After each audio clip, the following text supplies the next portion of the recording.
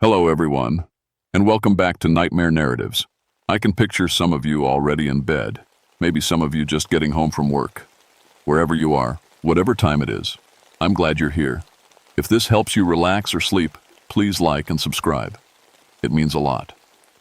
Now let's get you comfortable, and I'll tell you tonight's story.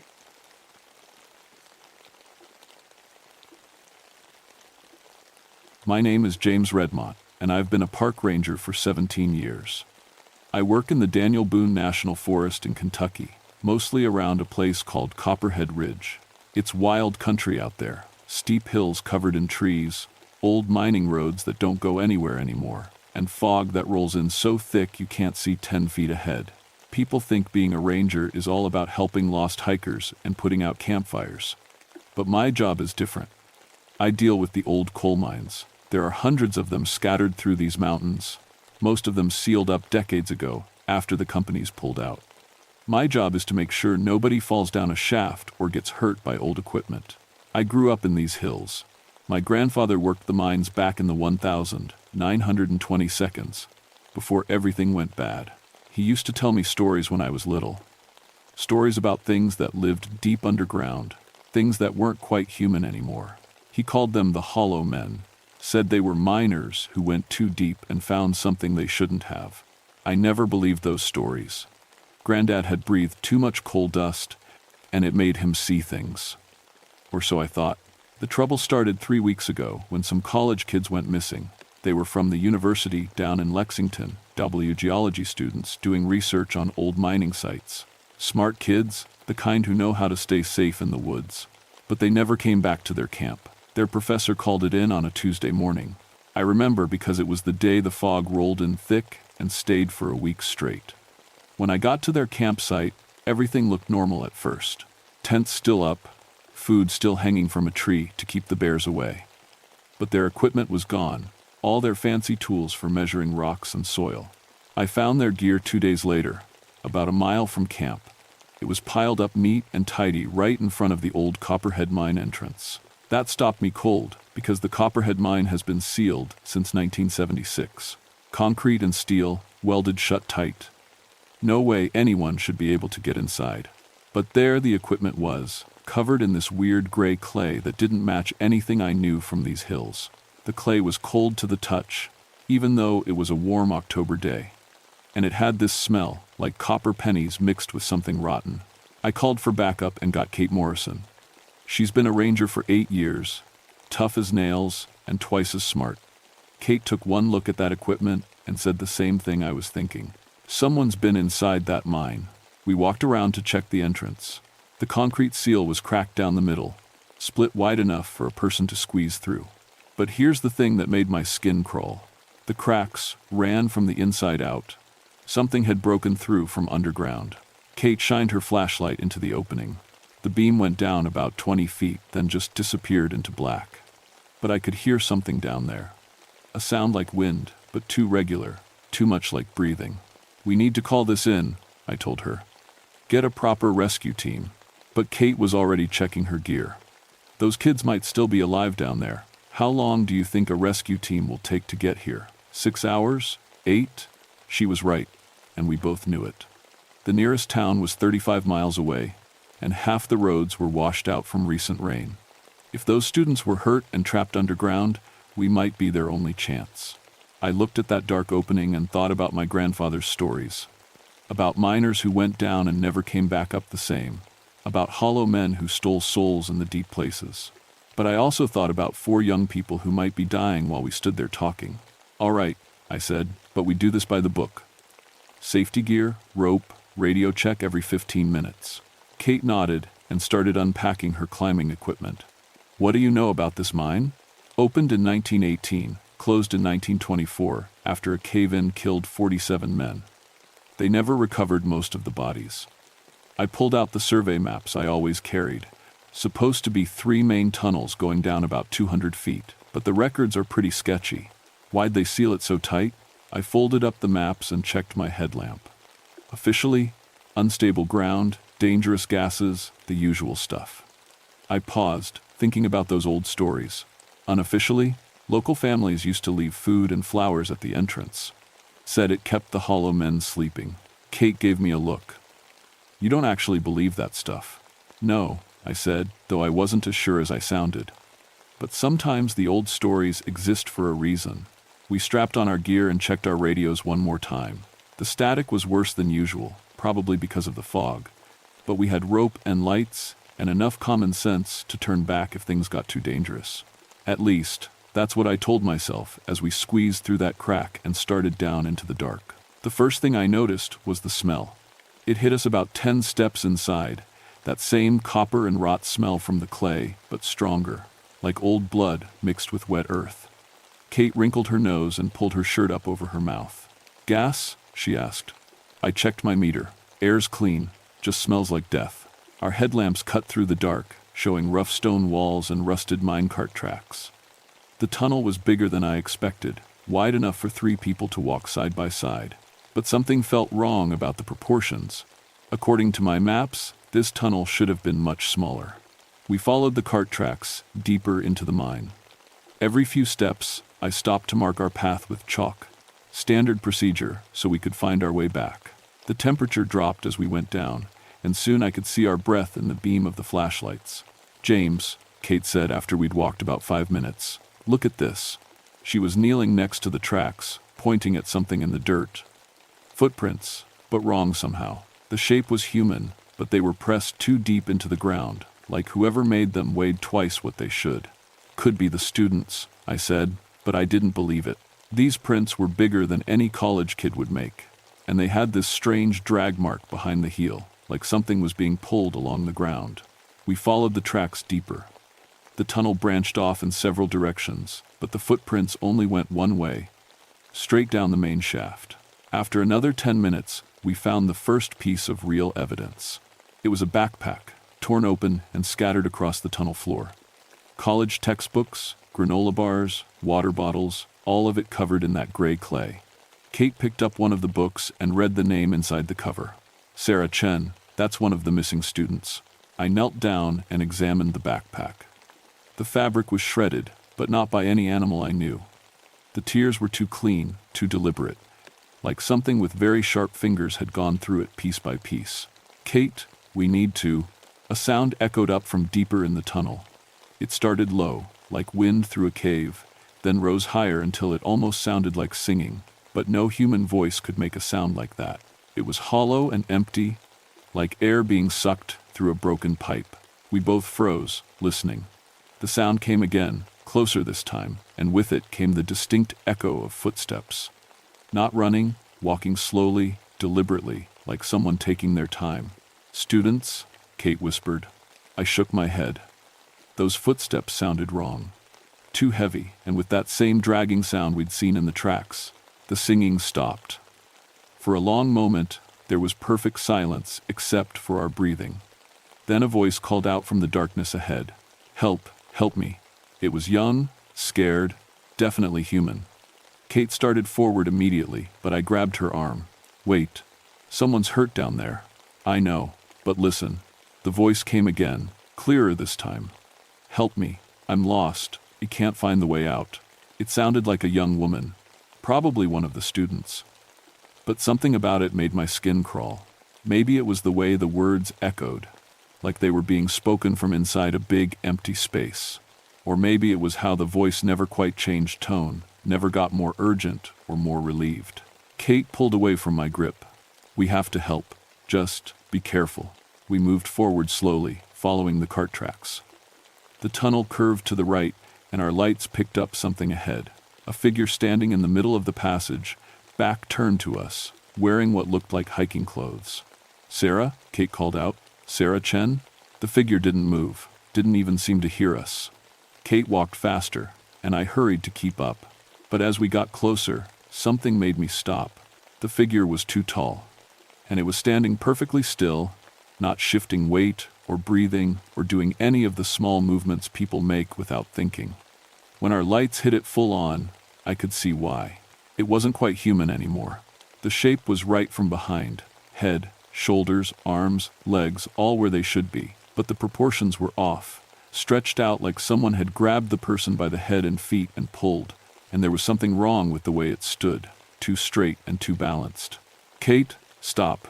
She was only a few feet away when the thing turned around. I don't know how to describe what we saw.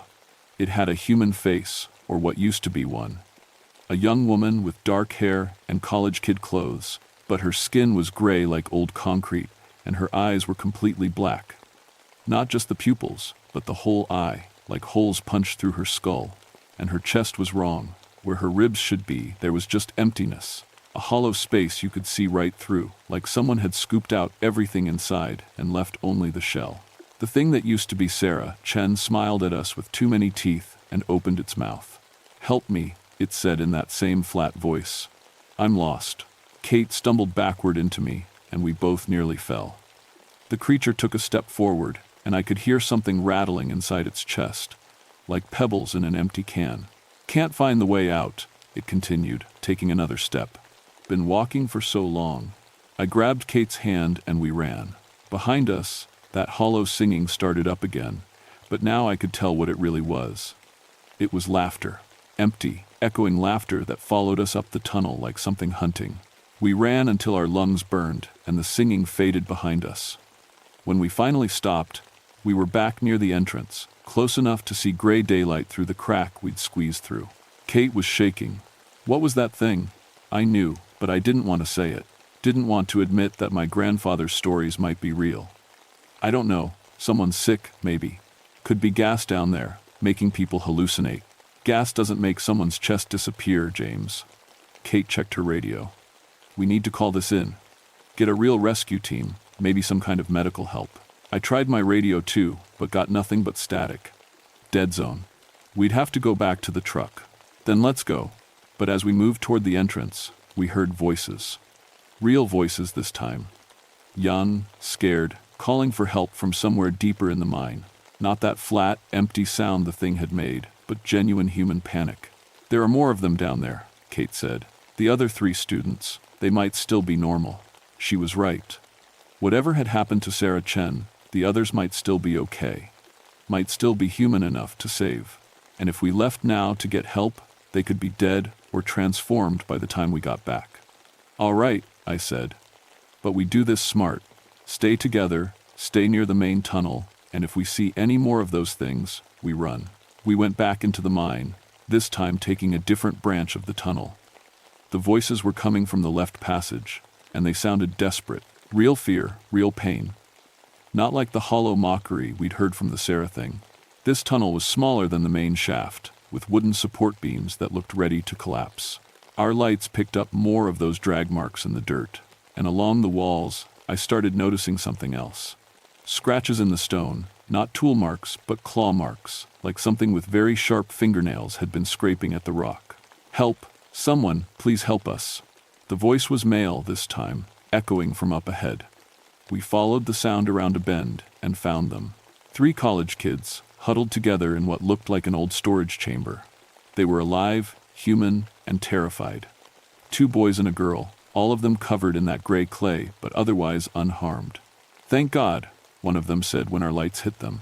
We thought no one was coming. "We're park rangers," Kate said, kneeling down next to them. "Are you hurt? Can you walk?" The girl, blonde, maybe 20 years old, started crying. "We can't leave. We tried, but they won't let us. They keep bringing us back." "Who won't let you?" I asked, though I thought I knew. "Sarah," one of the boys whispered. She's not Sarah anymore." "None of them are." "None of who?" "The miners. The ones who died down here. They've been collecting us." Kate and I exchanged looks. "How long have you been down here?" 3 days. I think. Hard to tell time in the dark. The blonde girl wiped her eyes. Sarah was the first to change. Something touched her in the deep tunnels, and after that, she started looking different. Gray skin, black eyes, and her chest. "Empty," I finished. She nodded. "The thing is, she still talks like Sarah, still remembers being her. But she serves them now." The hollow men. A chill ran down my spine. "You've seen others?" "Dozens of them. They live in the deep parts of the mine, where the original cave-in happened. They look like the old miners, but wrong. Like they've been carved out from the inside." The sound of footsteps echoed from the tunnel behind us, slow, deliberate, getting closer, and with it came that hollow singing. "They found us," one of the boys whispered. "They always find us." Kate was already helping the students to their feet. "Is there another way out?" "The tunnels connect," the girl said. "But they know all the paths. They've been down here for 100 years. The singing was getting louder, and now I could hear multiple voices, that flat, empty harmony that made my teeth ache. At least 4 or 5 different singers, all moving toward us. "This way," I said, pointing deeper into the mine. "We'll find another route." "No," the blonde girl grabbed my arm. "That's where they come from, the deep places. That's where the real hollow men live." But we didn't have a choice. The singing was almost at the chamber entrance now, and I could see lights moving in the tunnel. Not flashlights, but a weird blue-green glow that seemed to come from inside the creatures themselves. We ran deeper into the mine, the 3 students stumbling behind us.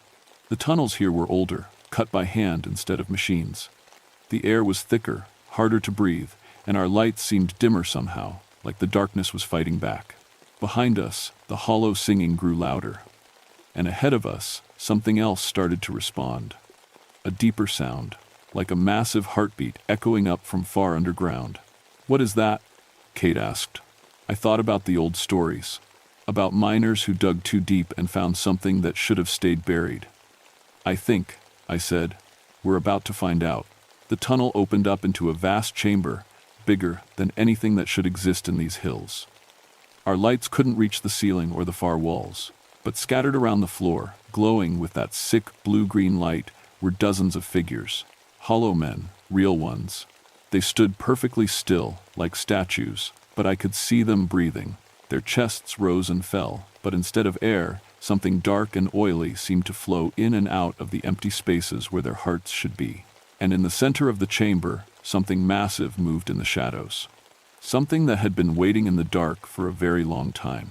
One of the students screamed, and every hollow man in the chamber turned to look at us with those black, empty eyes. The hollow men moved like water, flowing across the chamber floor without seeming to take steps. Their empty chests made wet, sucking sounds as that dark substance pulsed through them. And in the center of it all, the massive shadow began to take shape. It was huge, maybe 20 feet tall, with too many arms and a face that looked like it had been carved from black stone. But the worst part was its eyes. Hundreds of them, scattered across its body like stars in a night sky, each one glowing with the same sick light as the hollow men. "The source," the blonde student whispered. "That's what they serve." I understood then. The hollow men weren't just dead miners, they were puppets. And this thing, this ancient creature that had been sleeping under the mountain for God knows how long, was pulling their strings. The creature spoke, and its voice was like grinding stone. "More offerings, how kind." Kate raised her flashlight like a weapon, which would have been funny if I wasn't so terrified. "Stay back," the thing laughed, and the sound made my bones vibrate. "You misunderstand. I do not take by force. They come to me willingly, in the end, when they see what I offer." "Which is what?" I managed to ask. "Freedom from pain, from loneliness, from the weight of being human." One of its massive arms gestured to the hollow men. They were afraid, once, afraid of the dark, of death, of being forgotten. Now they fear nothing, feel nothing, want nothing. "That's not life," Kate said. "That's just emptiness." "Exactly." The creature began to move toward us, its footsteps shaking the chamber. The hollow men followed, surrounding us in a circle of gray skin and black eyes. I counted at least 30 of them, including Sarah Chen, who smiled at me with her too wide mouth. "You have a choice," the creature continued. "Submit willingly, and the transformation will be gentle. Your memories will remain, your personality intact. You will simply be improved." "And if we refuse?" I asked, though I already knew the answer. "Then you will be taken by force. The result is the same, but the process is much less pleasant." I looked around the chamber, trying to find some way out. But the hollow men had us completely surrounded, and the only tunnel entrance was behind the creature. We were trapped. That's when I remembered my grandfather's mining lamp. It was an old carbide lamp, the kind miners used before electric lights. Granddad had given it to me when I started working the mines, said it belonged to his father before him. But there was something else, something he'd whispered to me when he was dying, high on pain medication and memory. "Blessed lamp," he'd said. "Mountain preacher blessed it after the cave-in. Iron and laurel, boy, iron and laurel." I'd thought it was just old man rambling, but now, as the hollow men closed in, I dug the lamp out of my pack. It was heavy, made of pure iron, and wrapped around the base was a thin cord of dried mountain laurel, the same plant my grandmother used to make tea. "What are you doing?" Kate whispered. "Something crazy." I struck the flint, and the lamp burst into bright, clean flame. The effect was immediate. Every hollow man in the chamber stepped back, their empty eyes reflecting the flame. Even the massive creature paused, its hundreds of eyes blinking in what might have been surprise. "Interesting," it said. "You carry old protections, but they will not save you for long." It was right. The flame was already starting to flicker, and I could see the hollow men gathering courage to move closer. But it had bought us time to think. "The mine entrance," I told Kate. "If we can get back to the main tunnel, maybe we can collapse it. Trap them down here." "With what?" I pulled the emergency flares from my pack. "These, plus some old mining charges I saw near the entrance. Enough to bring down the tunnel." Kate understood immediately. "But we'd have to get past all of them." "Not all of them, just enough." The creature was getting impatient. "Your light fades, Ranger. Submit now, and I will make you a commander among my servants. Refuse, and you will crawl through eternity as the least of them." "Go to hell," I said, and threw the lamp directly at its face. The creature roared as the iron and blessed flame struck it, and for just a moment, the hollow men faltered. In that moment, we ran. Kate grabbed the students and pushed them toward the tunnel, while I lit the first flare. Red light blazed through the chamber, and the hollow men scattered like insects. But they were already regrouping, and I could hear the creature bellowing commands behind us. We made it to the tunnel entrance, but the Sarah thing was waiting for us. Her black eyes reflected the flare light as she spread her arms to block our path. "You don't understand," she said in that flat voice. "It doesn't hurt. Being hollow doesn't hurt at all." I didn't have time to argue. I shoved the burning flare against her chest, and she dissolved like smoke, screaming. But her scream sounded almost grateful. Kate and the students were already running up the tunnel. Behind us, I could hear the hollow men pouring out of the chamber, their feet making wet, slapping sounds on the stone. But the flare light was keeping them back, barely. We reached the main tunnel and ran toward the entrance. I could see daylight through the crack, beautiful gray daylight that meant safety and the real world. But I also saw the mining charges I'd remembered, old dynamite sticks left over from the 1972nd sealing operation. "Get out!" I shouted to Kate. "Get them out and run." "What about you?" I was already pulling the fuses out of the dynamite. Someone has to light it, and someone has to make sure they don't follow. Kate looked like she wanted to argue, but the hollow men were almost on us. She pushed the students through the crack and squeezed out after them. I set the charges as fast as I could, working by the light of the dying flare. Behind me, the singing was getting louder. I could feel them coming, could smell that copper and rot stench getting stronger. The first hollow man rounded the corner just as I lit the fuse. I ran. The explosion threw me 20 feet through the air and out of the mine entrance. I hit the ground hard, covered in dust and debris, my ears ringing so loud I couldn't hear anything else. But I was alive, and I was outside. Kate pulled me to my feet. Behind us, the Copperhead mine was gone, just a pile of broken rock and twisted metal where the entrance used to be. The sound of the explosion echoed through the hills for a long time, and then everything was quiet. The 3 students were sitting on the ground, staring at the rubble. They looked dazed but human. Still human, thank God. The blonde girl was crying, but they were normal tears, not the empty sounds the hollow men made. "Is it over?" one of the boys asked. I listened carefully, but heard nothing from under the rocks. No singing, no breathing, no movement. "I think so." Kate helped me check the students for injuries while we waited for the rescue team she'd called on her radio once we got out of the dead zone. They were dehydrated and scared, but physically fine. They'd spend a few days in the hospital and the rest of their lives trying to convince people that what happened down there was real. Good luck with that. The official report listed the mine collapse as geological instability caused by recent heavy rains. The area was declared permanently off-limits, with new fencing and warning signs posted every 100 yards. The student's story was written off as trauma-induced hallucinations caused by bad air in the mine. Kate never talked about what we saw down there, not to me, not to anyone. But she requested a transfer to a different forest district 3 weeks later. Can't say I blame her. Me? I stayed on Copperhead Ridge. Someone has to keep an eye on things. Because the truth is, I'm not sure we got them all. Late at night, when the fog rolls in thick and the wind dies down, I sometimes hear singing from other sealed mines in the area, faint and far away, but definitely there.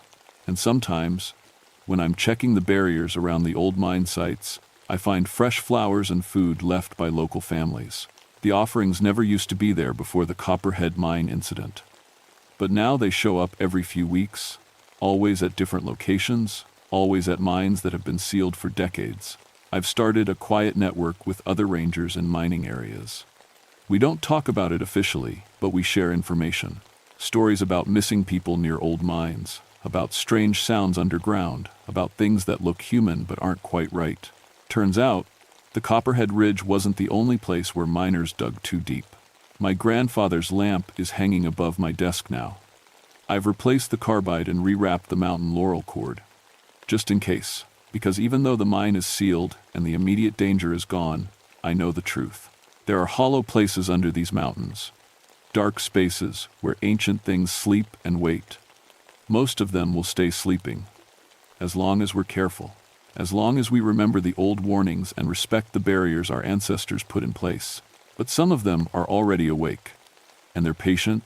They can wait another 100 years for the next group of miners, the next batch of students, the next curious souls who think the old stories are just superstition.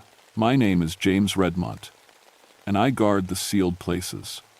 It's not the job I signed up for 17 years ago, but it's the job that needs doing. Because sometimes the old stories are true, and sometimes the things our grandfathers feared in the deep places are still down there, singing their hollow songs in the dark. Still waiting, still hungry, still hollow.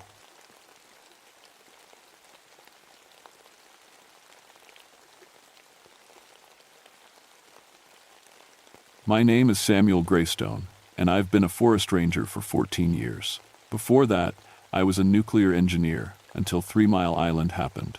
After seeing what nuclear accidents could do to people, I needed a job where I could help protect folks instead of putting them in danger. I work in the Jefferson National Forest in Virginia, specifically around Black Mountain. It's beautiful country, but dangerous too. There's an old uranium mine up there that's been sealed since the 1942. My job is to monitor radiation levels and make sure hikers stay safe. I'm a man of science. I believe in facts, measurements, and data. I've never put much stock in ghost stories or Cherokee legends about spirit animals. My wife Sarah used to tease me about being too practical. She died 3 years ago from cancer, the same cancer that killed 12 other people in our old neighborhood near the nuclear plant. That's when I knew I had to change my life. Black Mountain is isolated. The closest town is 50 miles away, and most of the area around the old mine is restricted. Only rangers and researchers are allowed up there. It's quiet country, the kind of place where you can hear your own heartbeat. In winter, it gets even quieter. The snow muffles everything, and sometimes I go days without seeing another person. That's how I like it. Just me, my equipment, and the forest. I carry a Geiger counter everywhere I go. It's an old Ludlum Model 3, reliable and simple. Sarah used to call it my security blanket. The steady clicking sound is comforting. It means everything is normal, safe. When the clicking speeds up, that's when I pay attention. The Cherokee families who lived in this area left in the 1942. Right before the mine opened, my supervisor told me they talked about some kind of spirit that warned of danger. Death flying on wings, they called it. I figured it was just their way of sensing the radiation danger before science could measure it properly.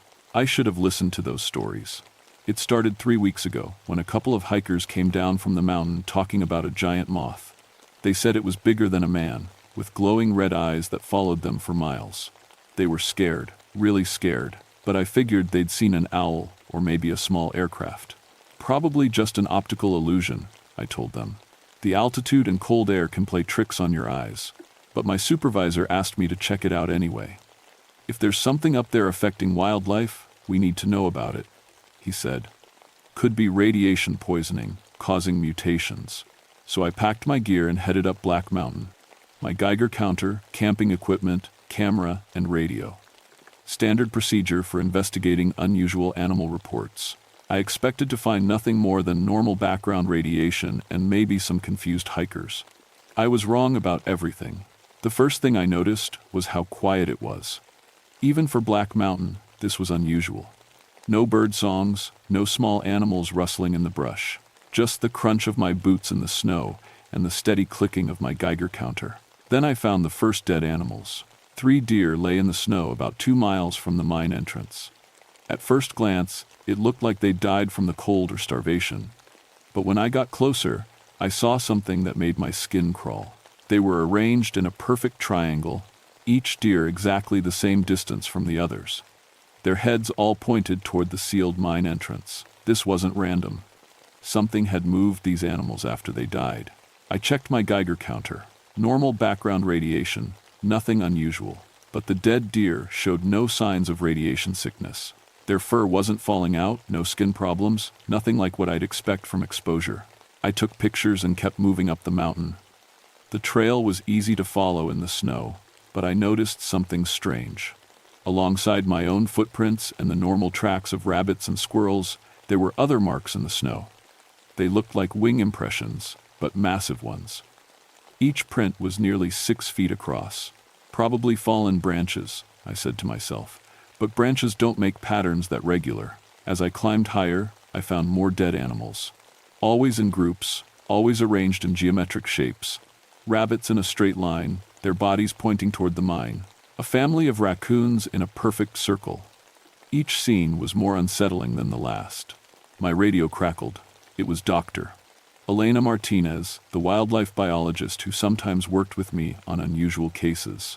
"Sam, how's it looking up there?" "Strange," I said. "Dead animals, but not from radiation. Something's arranging them in patterns." "Patterns? What kind of patterns?" I described what I'd found. There was silence on the other end for a long moment. "Sam, I've been researching those hiker reports. I found some old Cherokee oral histories. They mention a creature they called the Moth Prophet. It appeared before disasters, trying to warn people." "Come on, Elena. You're a scientist. I know how it sounds. But listen to this. There are records of similar sightings before every major disaster in this region for the past century. Before the mine accident in 1943, before the dam collapse in 1962, before the chemical plant explosion in 1978. My Geiger counter suddenly started clicking faster. Not dangerous levels, but definitely elevated. I looked around, trying to find the source. "Elena, I'm getting higher radiation readings, but there's no source I can identify." "Where exactly are you?" I checked my GPS. "About a 1/4 mile from the mine entrance, near the old Cherokee burial ground." "Sam, get out of there. Those oral histories say the creature appears strongest near sacred sites when disaster is coming." I wanted to laugh, but something in her voice stopped me. Elena had been a wildlife biologist for 20 years. She didn't scare easily. Then I saw it.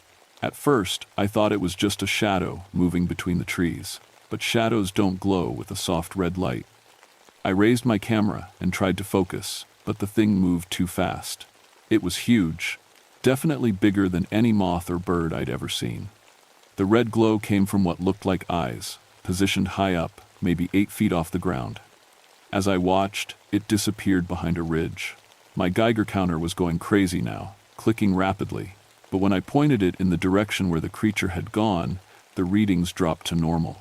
"Elena, I think I just saw something." "Describe it." "Large, flying, red glowing eyes, just like the hikers said." "Sam, you need to come down from the mountain, right now." "I'm a scientist, Elena. I don't run from things I don't understand. I study them. Some things are too dangerous to study." I kept climbing.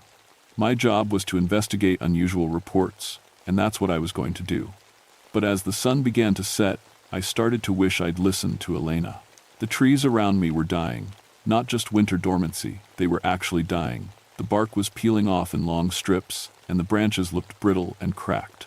It was as if something was slowly draining the life out of the forest. I made camp near a small clearing, close enough to the mine entrance to investigate in the morning, but far enough away to feel safe. As I set up my tent, I found more of those massive wing prints in the snow. These were fresh, made within the last hour. Whatever was up here, it was watching me. I didn't sleep well. Every sound made me reach for my flashlight, but when I looked outside, there was nothing but empty forest. My Geiger counter sat beside my sleeping bag, clicking steadily. Normal background radiation all night. Just before dawn, the clicking stopped. Complete silence. That's not normal for a Geiger counter. They always detect some background radiation. I checked the batteries, tested the circuits. Everything seemed fine, but the device showed zero radiation. Impossible. I stepped outside my tent and immediately noticed something wrong. The snow around my campsite had melted in a perfect circle, about 20 feet across, but the temperature was still well below freezing, and there was no heat source. In the bare ground where the snow had melted, I saw them clearly for the first time. Footprints, if you could call them that. They looked like a combination of bird talons and human feet, each one nearly a foot long. There were dozens of them, circling my tent. Whatever had made these tracks had walked around my campsite all night while I slept. My hands were shaking as I packed up my gear. I'd come up here as a skeptic, but the evidence was getting hard to ignore. Something large and unknown was living on this mountain. I radioed Elena. No response. Tried again. Static. The mine entrance was only a quarter-mile away. I decided to check it out before heading back down. If there was a scientific explanation for what I was seeing, I'd find it there. The closer I got to the mine, the stranger things became. The trees weren't just dying, they were twisted into spiral shapes, as if something had spun them like drills. The very rocks looked wrong, worn smooth in patterns that didn't match natural erosion. Then I saw the scales. They were scattered around the mine entrance like fallen leaves. Each one was nearly the size of my hand, metallic silver with an oily rainbow sheen. They looked exactly like moth scales, but no moth was this large. I picked one up carefully. It was warm to the touch and seemed to vibrate slightly. When I held my Geiger counter near it, the device went berserk. The radiation reading was off the charts, but it wasn't any isotope I recognized. The signature was completely unknown. Impossible, I whispered. But I was holding the evidence in my hand. A shadow passed over me. I looked up and saw it clearly for the first time. The creature was massive, with a wingspan of at least 20 feet. Its wings moved like a moth's, but its body was wrong. Too long, too segmented, covered in those shimmering scales. The head was the worst part, vaguely human-shaped but larger, with compound eyes that glowed deep red. It circled overhead once, twice, then landed on a ridge about 50 yards away. We stared at each other for what felt like hours, but was probably only seconds. I could hear my heart pounding in my ears. Every instinct told me to run, but I was frozen in place. Then it spoke. Not with its mouth, the words appeared directly in my mind. Danger comes, the earth will burn, you must warn them. Images flooded my brain. The nuclear power plant 30 miles east of Black Mountain. Reactor cooling systems failing. Radiation spreading across the Appalachian Mountains like a poison cloud. Thousands dead, millions more evacuated from their homes. When? I managed to whisper.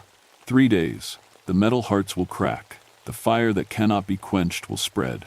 More images. Technical diagrams of reactor cooling systems. Stress fractures in containment vessels. Water pumps failing in sequence. I recognized the equipment. It was identical to what I'd worked on as a nuclear engineer. The creature spread its wings and launched itself into the air. As it flew over my head, I felt a wave of heat and radiation that should have killed me instantly. But instead of pain, I felt understanding. This thing wasn't trying to hurt me. It was trying to save everyone. My radio crackled back to life. Elena's voice panicked. Sam, can you hear me? I'm here. Something's happening at the power plant. They're reporting equipment failures. You need to get down here now. I looked at the scale in my hand. Still warm, still vibrating. The creature's words echoed in my mind. You must warn them. Elena, listen carefully. Evacuate the area around the nuclear plant. Now. What? Sam, what are you talking about? There's going to be an accident. A bad one. We have maybe 3 days. Silence on the radio. Then, Sam, are you feeling all right? Have you been exposed to radiation up there? How could I explain? How could I tell her that a giant moth from Cherokee legend had shown me visions of nuclear disaster? She'd think I was having hallucinations from radiation exposure. But I had to try. By the time I got back to town, the situation at the nuclear plant had gotten worse. Cooling system pumps were failing exactly as the creature had shown me. Plant officials were calling it a maintenance issue, nothing serious. I tried to convince my supervisor to recommend evacuation procedures. He looked at me like I was crazy. Sam, you've been under a lot of stress since Sarah died. Maybe you should take some time off. Check the emergency protocols, I begged him. Look at the cooling system specifications. I'm telling you, there's going to be a cascade failure. But how could I explain where my information came from? I sounded like a madman. Elena met me at the ranger station that evening. She'd brought coffee and the look of someone who was worried about a friend's mental health. Talk to me, Sam. What really happened up there? I told her everything. The dead animals, the wing prints, the creature, the visions. She listened without interrupting, but I could see the concern growing in her eyes. Sam, you've been exposed to trauma, loss, stress. Sometimes our minds create explanations for things we can't understand. Look at this. I showed her the scale I'd collected. Under her microscope, we could see the cellular structure. It was like nothing in any biology textbook. The radioactive signature was equally impossible. Isotopes that shouldn't exist in nature. This doesn't make sense, Elena muttered, adjusting the microscope. The cellular structure it's like it exists in multiple dimensions at once. That night, Elena had the dreams. She called me at 3 a.m, terrified. Sam, I saw it. The plant, the explosion, people running. It felt more real than real. The creature contacted you too. What is it, Sam? What does it want? I'd been thinking about that question all day. I think it's trying to prevent a disaster. The Cherokee stories say it appears before catastrophes. Maybe it's not causing them. Maybe it's trying to stop them.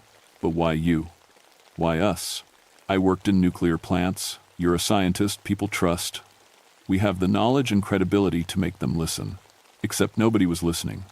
By the second day, more equipment was failing at the plant. The patterns matched exactly what the creature had shown me.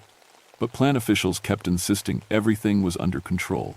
That's when Elena and I decided to break into the nuclear facility. We used my old security clearances and Elena's research credentials to get past the outer gates. Once inside, I headed straight for the cooling system controls. If we could manually override the failing pumps, we might prevent the cascade failure. The control room was in chaos. Technicians were running between computer terminals, trying to diagnose multiple system failures. The plant supervisor, a man named Peterson, was on the phone with federal regulators. Peterson, I called out. You need to initiate emergency shutdown procedures now.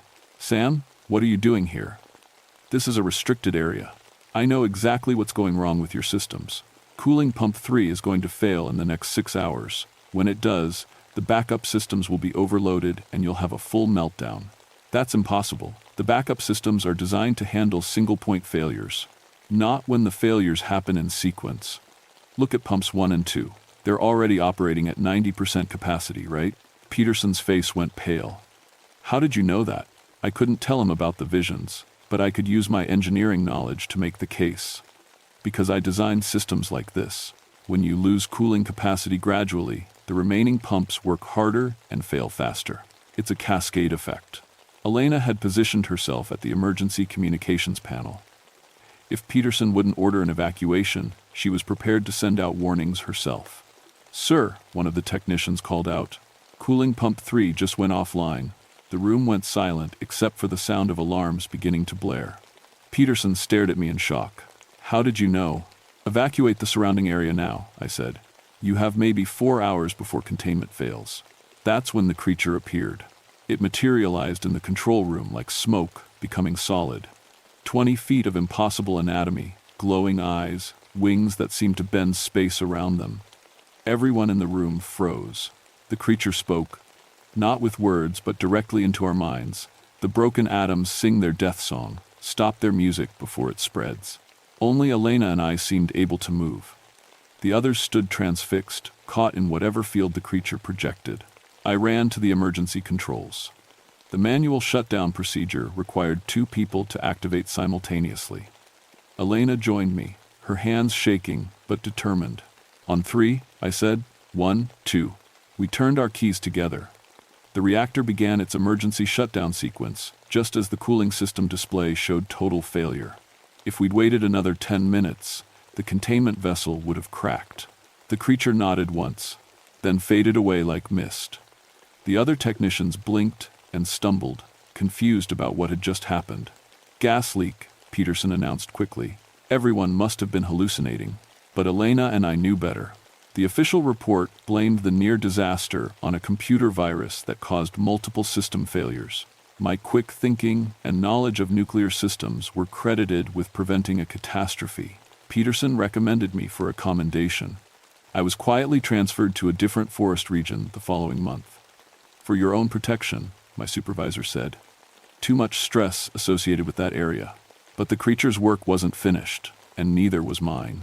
6 months later, Elena called me about another incident. A dam in Tennessee was showing stress fractures that engineers hadn't detected. She'd been having dreams about flooding, about people trapped in rising water. I drove down to investigate. Sure enough, I found the moth scales scattered around the dam's base. The creature was trying to warn us again. This time, we knew how to listen.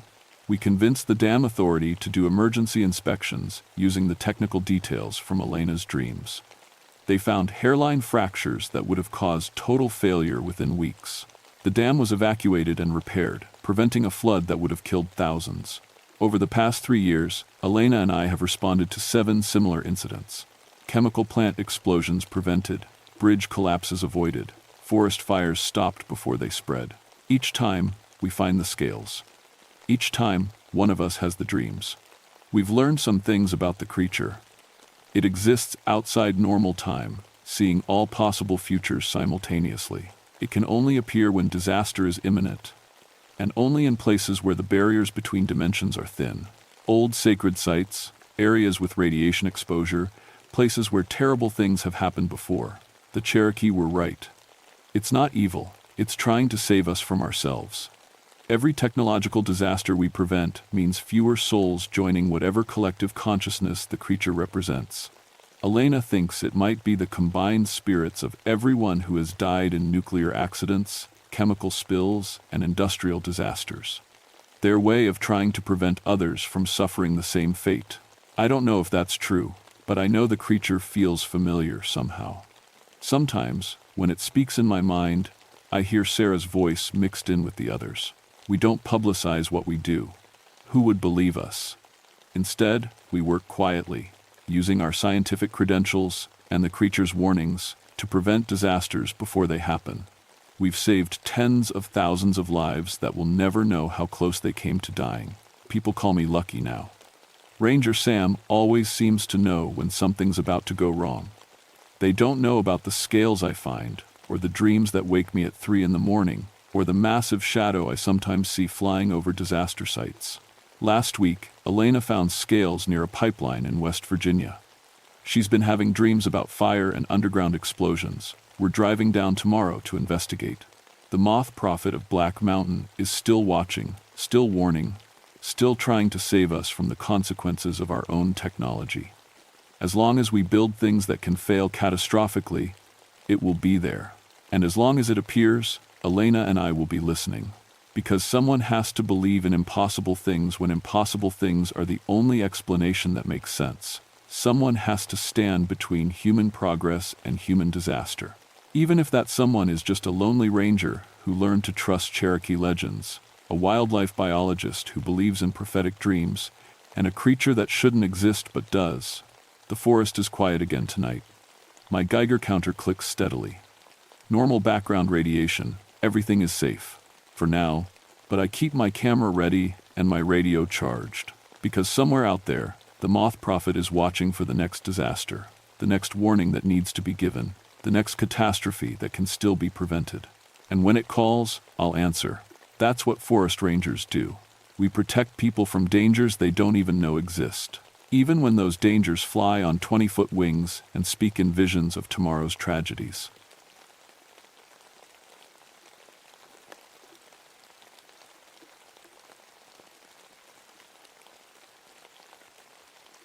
My name is Rebecca Mountainheart, and I've been a park ranger for 12 years. In all that time, searching these mountains for lost folks, I never found anything I wasn't looking for. Until last winter, when the bone whistlers started calling. I worked the George Washington National Forest in West Virginia, mostly around Devil's Backbone Ridge. It's a mean piece of ground, knife-edge ridges that drop into hidden valleys, rocks that'll slice you open if you slip, and weather that changes faster than a spooked deer. Folks get lost up here all the time. Sometimes we find them. Sometimes we don't. My grandmother used to tell stories about these mountains. She was Cherokee, mixed with some Scots-Irish from way back. Said the old people knew things about this land that we'd forgotten, talked about bone magic and death curses like they were real as rainfall. I never put much stock in those stories. Figured they were just old superstitions from people who didn't understand the world yet. That was before I learned some things can't be explained away. The call came in on February 15th, 1987. A family of 4 hikers, the Pattersons from Richmond, had gone missing during an unexpected blizzard. Dad, Mom, 2 teenage kids. They'd planned a day hike on the Devil's Backbone Trail, but the storm hit fast and hard. Ice was coating everything within hours. I suited up and headed out with my partner, Corporal Rick Dalton from the state police. Rick's been doing search and rescue almost as long as me. Good man, steady nerves, knows the mountains. We've pulled more than a few people out of trouble together. The storm was still pushing snow around when we started tracking. Ice storms up here are killers. They coat every branch, every rock, every step with slick death. The trees groan under the weight until they crack like gunshots. Walking becomes a careful dance between staying upright and not getting crushed.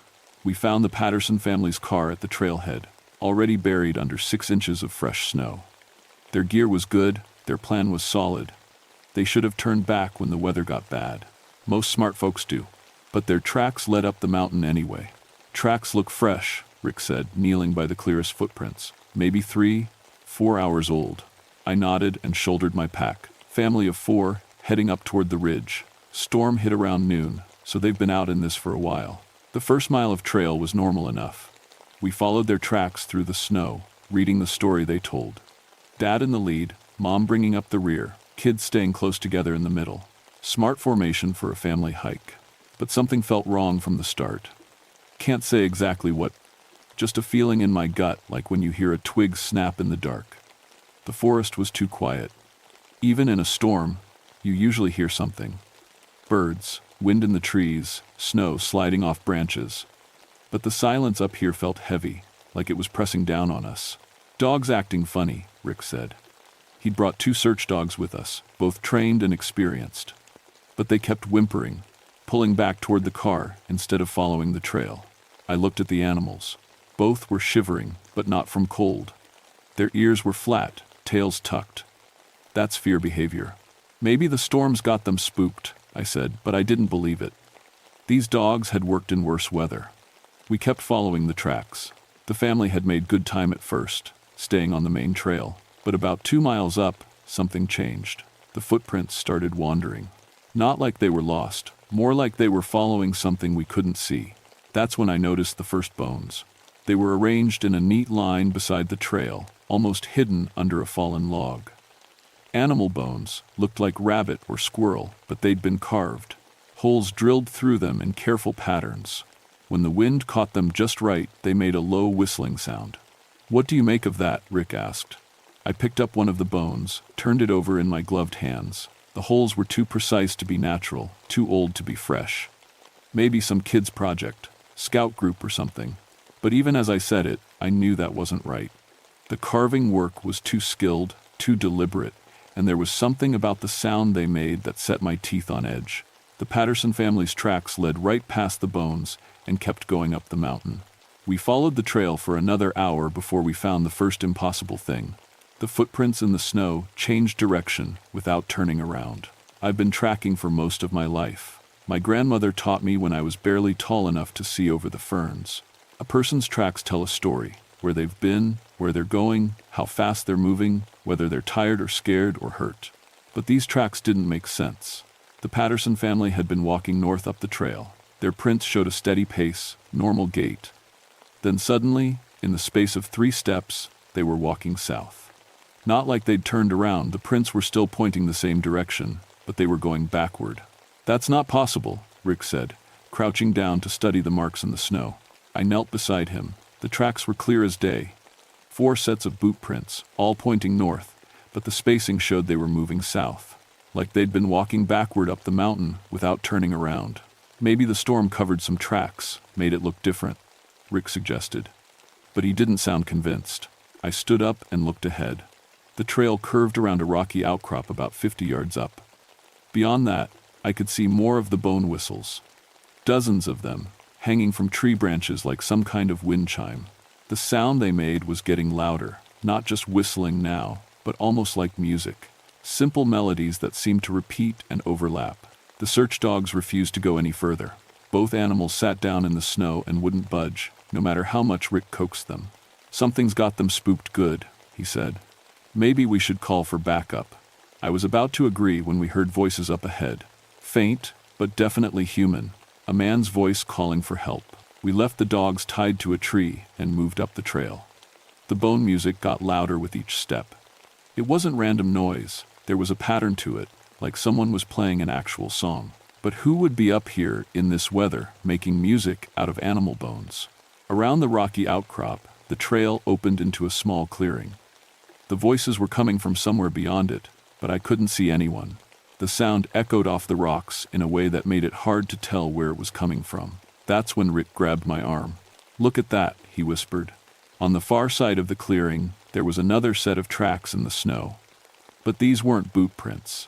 They looked almost human, but wrong somehow. Longer than they should be, with claw marks where toes should be. And they were fresh, so fresh that snow was still settling into the deepest parts. The bone music was coming from all around us now. I could see hundreds of the carved instruments hanging from every tree, dancing in the wind.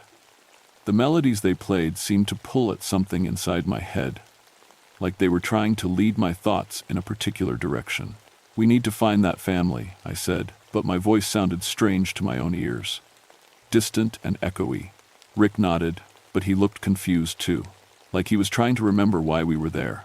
We followed the sound of voices deeper into the clearing. The man's voice was still calling for help, but now I could hear a woman too, and what might have been kids. They sounded close, maybe just behind the next stand of trees. But every time we walked toward the voices, they seemed to move further away. That's when I saw the Cherokee scout. He was standing at the edge of the tree line, maybe 30 yards away. Dressed in old-style buckskins and war paint, carrying a long rifle. For just a moment, I thought he was real. Maybe another search and rescue volunteer in period costume, but when I blinked, he was gone. "Did you see that?" I asked Rick. "See what?" I looked back at where the figure had been standing. There were no tracks in the snow, no sign anyone had ever been there. The bone music was getting inside my head now, making it hard to think straight. The melodies seemed to be pulling me in different directions, and I caught myself walking toward the tree line without meaning to. "Rebecca!" Rick's voice sounded far away, even though he was right beside me. "Rebecca, where are you going?" I stopped and looked around. I was halfway across the clearing, heading for the spot where I'd seen the Cherokee scout. I didn't remember deciding to walk this way. "The music," I said, it's making me." That's when we heard the screaming. It was coming from somewhere up ahead, beyond the trees. A woman's voice, high and terrified. Then a man shouting, kids crying. The Patterson family was in trouble. We ran toward the sound, fighting our way through thick brush and low-hanging branches heavy with ice. The bone music was all around us now, so loud it was hard to hear anything else. But underneath it, I could still make out human voices calling for help. We pushed through a final wall of pine branches and came out on a narrow ledge. Below us was a drop of maybe 200 feet into a rocky valley. And there, scattered across the ledge like they'd been thrown, were pieces of the Patterson family's gear. Backpacks torn open. Sleeping bags shredded. A child's jacket hanging from a tree branch, swaying in the wind. But no bodies. No blood. No sign of what had happened to them. The screaming had stopped. The only sound now was the bone music, playing its impossible melodies in the winter air. We searched the ledge for over an hour. But it was like the Patterson family had just vanished. Their gear was there, scattered and torn, but they were gone without a trace. No blood, no drag marks. Nothing to show what had happened to them. This doesn't make sense, Rick kept saying. 4 people don't just disappear. I was starting to get scared. Not the normal kind of fear you feel when you're worried about lost hikers. This was something deeper, colder. Like the mountains themselves were watching us. The bone whistles were everywhere now, hanging from every tree, wedged into rock cracks, even buried in the snow so that the wind could still reach them. The music they made was getting more complex, different instruments playing different parts, like a whole orchestra made of carved animal bones. And it was affecting us. I could feel it pulling at my thoughts, trying to make me walk in certain directions. Rick was fighting it too. I could see him shake his head every few minutes, like he was trying to clear it. "We need to get out of here," I said. "Call for more help, bring in a full search team." But when we tried to leave, we couldn't find our way back. The trail we'd followed up the mountain was gone. Not covered by snow or hidden, actually gone. Where it should have been, there was only thick forest and steep rocks. Our own footprints in the snow led to a wall of stone that couldn't have been there before. "That's impossible," Rick said. "We came this way. I know we came this way." I checked my compass. The needle was spinning slowly, like it couldn't decide which way was north. My GPS unit was showing error messages. The bone music was getting louder, and now I was starting to hear voices in it. Not the Patterson family. These were different voices, speaking in a language I almost recognized. Cherokee, maybe, like my grandmother used to speak when she thought no one was listening. That's when I saw them clearly for the first time. Cherokee scouts, moving through the trees like shadows. They wore traditional war paint and carried old-style weapons. Tomahawks, bows, flintlock rifles. But there was something wrong with them. They moved too smoothly, like they were floating just above the ground. And when the wind shifted, I could see right through them. Ghosts. The Cherokee scouts were ghosts. "Rick," I whispered. "Do you see them?" He followed my gaze, squinting through the falling snow. "See what?" They were all around us now. Dozens of them, moving in and out of the trees. Some were playing bone flutes, adding their music to the wind chimes. Others were just watching us with eyes that glowed like coals. And I was starting to remember my grandmother's stories.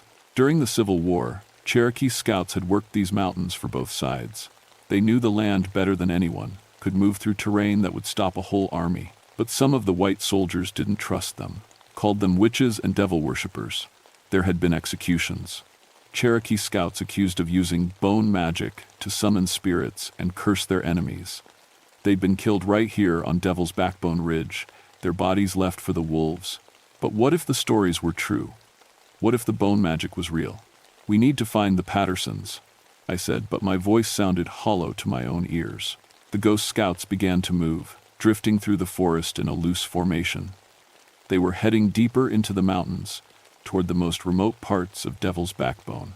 The bone music grew stronger, more insistent, pulling us to follow. "Rebecca, we should go back," Rick said. But even as he spoke, he was walking forward, following the spirits. We didn't have a choice. The music was inside our heads now, controlling our feet. We walked behind the Cherokee ghosts like we were part of their war party, deeper into the wild country where no living person should go. The landscape began to change. Trees that had been there moments before vanished, replaced by different ones. Rocks shifted and moved. Streams appeared where none had been marked on any map. We weren't in the present anymore. We were walking through the past, following trails that had existed 124 years ago. That's when we found the boneyard. It was hidden in a valley that shouldn't have existed, a circular depression surrounded by standing stones that looked like they'd been there since the beginning of time. The ground was covered with bones, human bones, carved with the same careful holes as the wind chimes. And in the center of the valley, the Patterson family sat around a small fire, playing bone flutes with steady, vacant expressions. They were alive. But they weren't themselves anymore. "Mom," I called out. "Dad?" Mrs. Patterson looked up at me, but her eyes were empty. She smiled and held up her flute, made from what looked like a human arm bone, and began to play a haunting melody. The rest of the family joined in. Their music blended with the wind chimes, creating harmonies that made the air itself seem to vibrate. And I could feel it working on us, trying to pull us into the circle, trying to make us sit down and take up instruments of our own. Rick was already walking toward them, his hand reaching out like he wanted to take one of the bone flutes.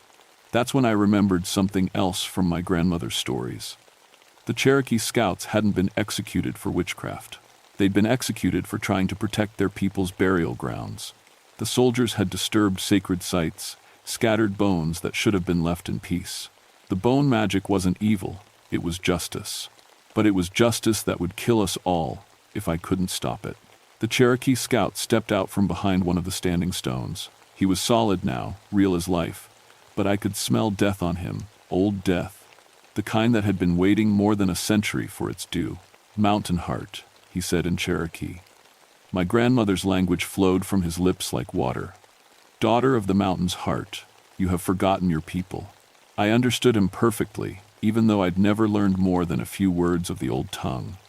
The knowledge was in my blood, waking up after years of sleeping. "I remember," I said, and found myself answering in Cherokee. "I remember the stories." "Stories?"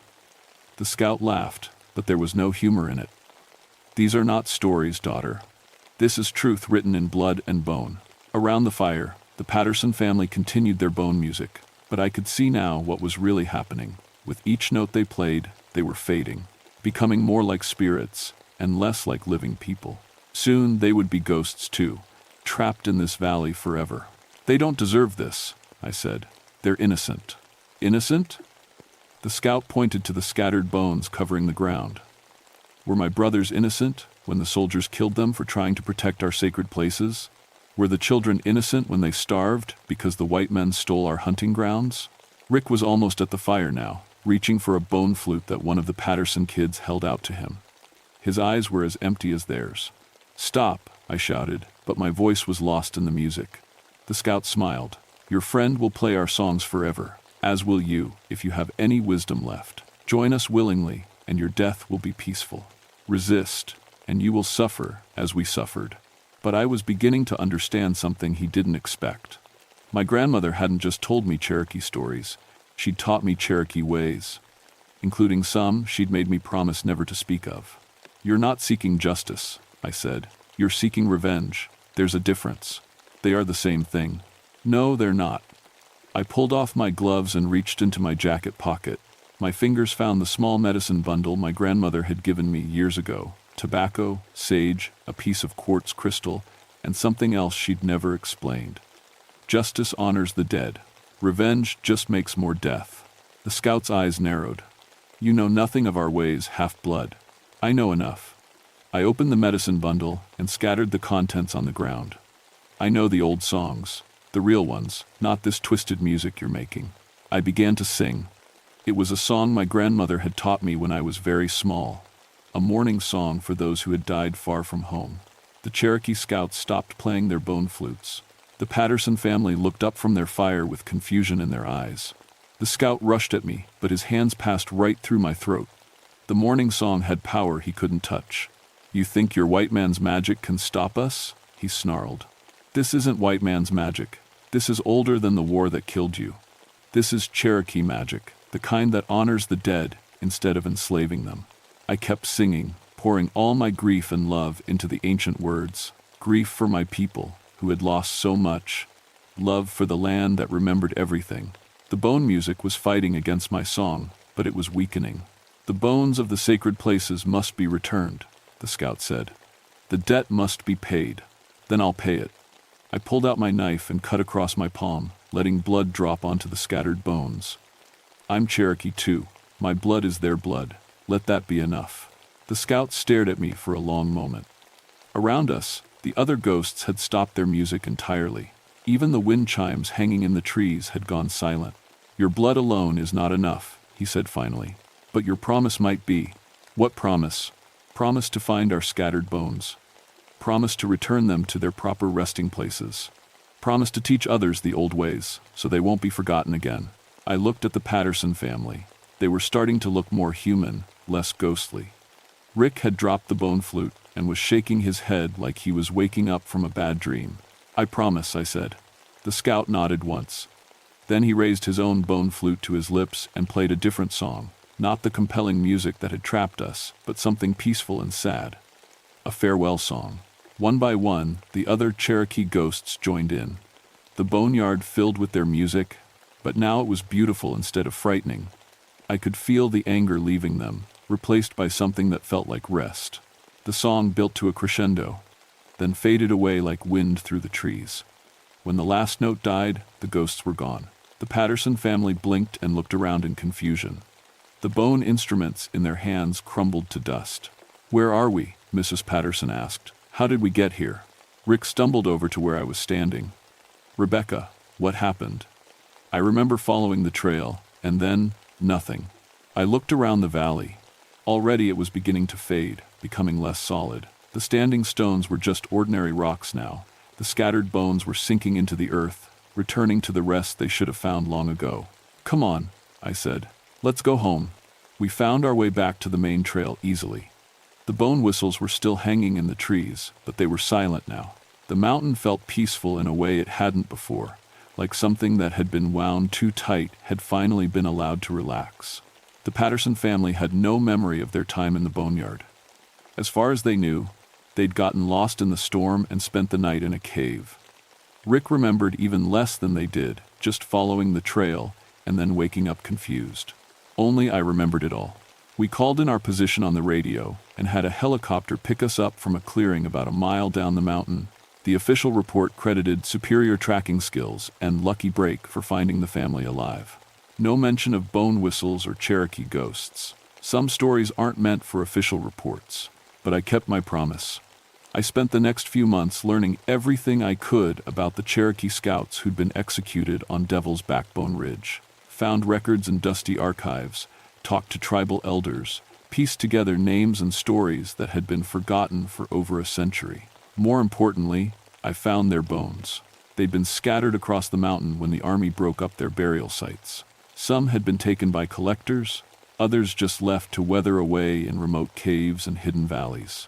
It took me 3 years, but I found them all and returned them to a proper resting place, with traditional Cherokee burial ceremonies conducted by tribal elders. I also started learning the old ways. Language, songs, ceremonies my grandmother had tried to teach me, but I'd been too stubborn to listen to. It's harder to learn as an adult, but some things in the blood never fully disappear. The mountains are quieter now. I still work, search and rescue, still find lost hikers and bring them home safely. But I haven't heard bone music on the wind since that winter night in 1987. Sometimes, though, when I'm alone on the high ridges, I feel like I'm being watched. Not by anything dangerous, more like ancestors keeping an eye on their descendant, making sure I'm honoring the promises I made.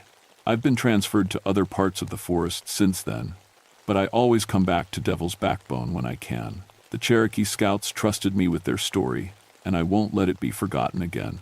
Last month, I met another ranger who'd been having strange experiences in the Appalachian Mountains of Tennessee.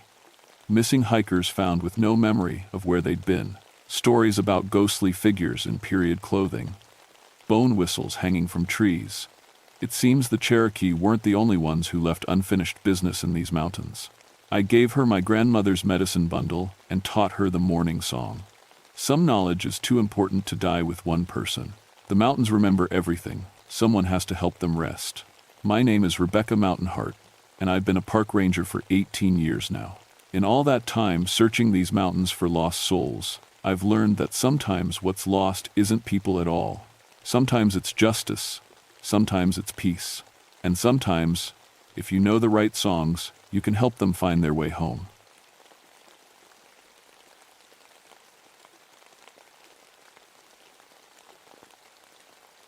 My name is David Hollowtree, and I've been a ranger in these West Virginia mountains for 16 winters. People always ask about the name Hollowtree. My grandfather said it means beloved of the empty places. Never thought much about it until what happened in Hunger Hollow. I grew up here in coal country during the hard times. My dad worked the mines until they closed in '78, same year this story takes place. When the snow started falling that October, earlier than anyone remembered, I knew we were in for a rough winter. But I'd handled plenty of those. Winter rescue was my thing. Hypothermia cases, lost hunters, folks who thought they could outsmart the mountains. I'd seen it all. Or so I thought. The hollow got its name back in the 1932 during the worst years. When the mines shut down, whole families starved. Some disappeared completely. Others, well, the old-timers whispered stories about what people did to survive. But those were just stories. Desperate times make people tell tall tales. I should have listened better. The first call came on a Tuesday morning in late October. The snow was already knee-deep and still falling. 4 hunters from Pittsburgh had come down for deer season. They were supposed to check in Monday night. When they didn't, their families called us. Probably just holed up somewhere waiting out the storm. I told my partner Angela Brooks over coffee. She was newer to the mountains but good with hypothermia cases. Smart woman, always asked the right questions. Temperature dropped to 15 below last night, she said, checking the weather report. If they're stuck without proper gear. We both knew what that meant. In weather like this, you had maybe 12 hours before the cold started winning. I grabbed my pack and checked my gear. Emergency blankets, first aid kit, flares, rope, emergency food, everything a ranger needs for winter rescue. Angela did the same. We'd done this dance plenty of times. The snow kept falling as we loaded the truck. Big, fat flakes that made everything quiet and white, pretty, if you didn't know what it could do to people. Where were they hunting? Angela asked as we drove toward the trailhead. Hunger Hollow, up near the old Peterson place. She looked at me funny. Thought that area was off limits. It is, mostly, but hunters don't always read the signs. The Peterson place had been abandoned since the 1932nd. Like a lot of homesteads up there, the family just vanished one winter. Some said they moved to the city, others whispered different stories. The kind grandmothers told to keep kids from wandering too far into the woods. We parked at the trailhead and started hiking. The snow was coming down so hard we could barely see 10 feet ahead. Our boots crunched with each step, the only sound in the white silence. David, Angela said after we'd been walking about an hour. Look at this. She was pointing at a tree, about 20 feet off the trail. At first, I didn't see what had caught her eye. Then I got closer, and my stomach dropped. The bark was torn off in long strips, about head high. But not from an animal. The marks looked like teeth marks, human teeth marks. Like someone had been so hungry, they tried to eat the tree. What kind of animal does that? Angela asked. I touched the marks with my gloved hand. They were fresh, recent. I don't know, I said, but a cold feeling was spreading through my chest that had nothing to do with the weather. We kept hiking toward where the hunters were supposed to be camped. The snow kept falling, and somewhere in the white silence ahead of us, I started to understand that this wasn't going to be a normal rescue. The hollow was waiting.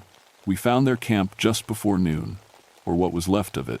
The orange tent was still standing, but barely. One wall had been torn open from the outside, not cut with a knife, torn, like something with claws had ripped through the fabric. Snow had blown inside, covering everything in white. Hello, I called out. Forest Service. Anyone here? Nothing but wind through the trees. Angela was already checking inside the tent. David, you need to see this. I crawled through the torn opening. The inside looked like a tornado had hit it. Sleeping bags scattered everywhere, gear thrown around. But it was the food that got my attention. Every single package of food was gone. Not just taken, the wrappers were torn apart like wild animals had gotten to them.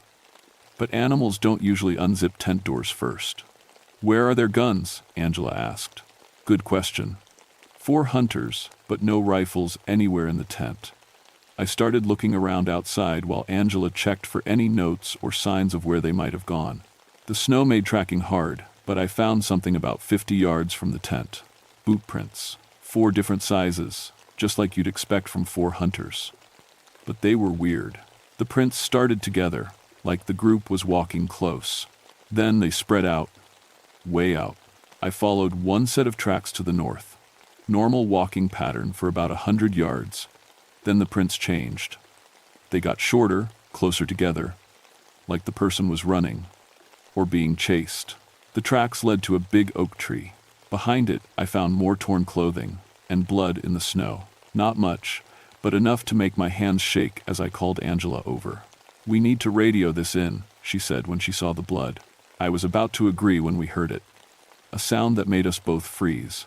Somewhere in the trees ahead of us, something was crunching through the snow, heavy footsteps, but wrong somehow. Too careful, too quiet for something that big.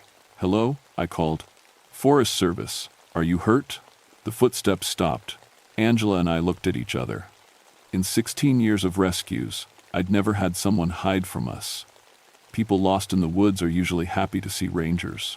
"Sir, we're here to help," Angela tried. "Are you one of the hunters from Pittsburgh?" Still nothing, but I could feel something watching us. You know that feeling when eyes are on you? It was like that, but stronger. Like being watched by something very patient and very hungry. The footsteps started again, but moving away now, deeper into the trees. "Should we follow?" Angela whispered. Every instinct I had said no. But 4 people were missing, probably hurt. It was my job to find them. "Stay close," I said, "and keep your radio ready." We followed the sound through the trees. The snow was deeper here, nearly up to our waists in places. Whatever we were following was strong enough to push through it without much trouble. After about 10 minutes, the footsteps stopped again. We stopped too, listening. The silence in the woods was complete now. No birds, no squirrels, nothing. Just the soft whisper of falling snow. That's when I saw it. About 30 feet ahead, something was hanging from a tree branch. At first I thought it was just a piece of torn fabric caught in the wind. Then I realized it was a hunting jacket, orange, like hunters wear. We got closer. The jacket was hung carefully on the branch, not caught there by accident.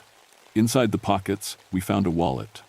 James Morrison, age 42, from Pittsburgh, one of our missing hunters. But no James Morrison. "David," Angela said, and her voice was very quiet. "Look up."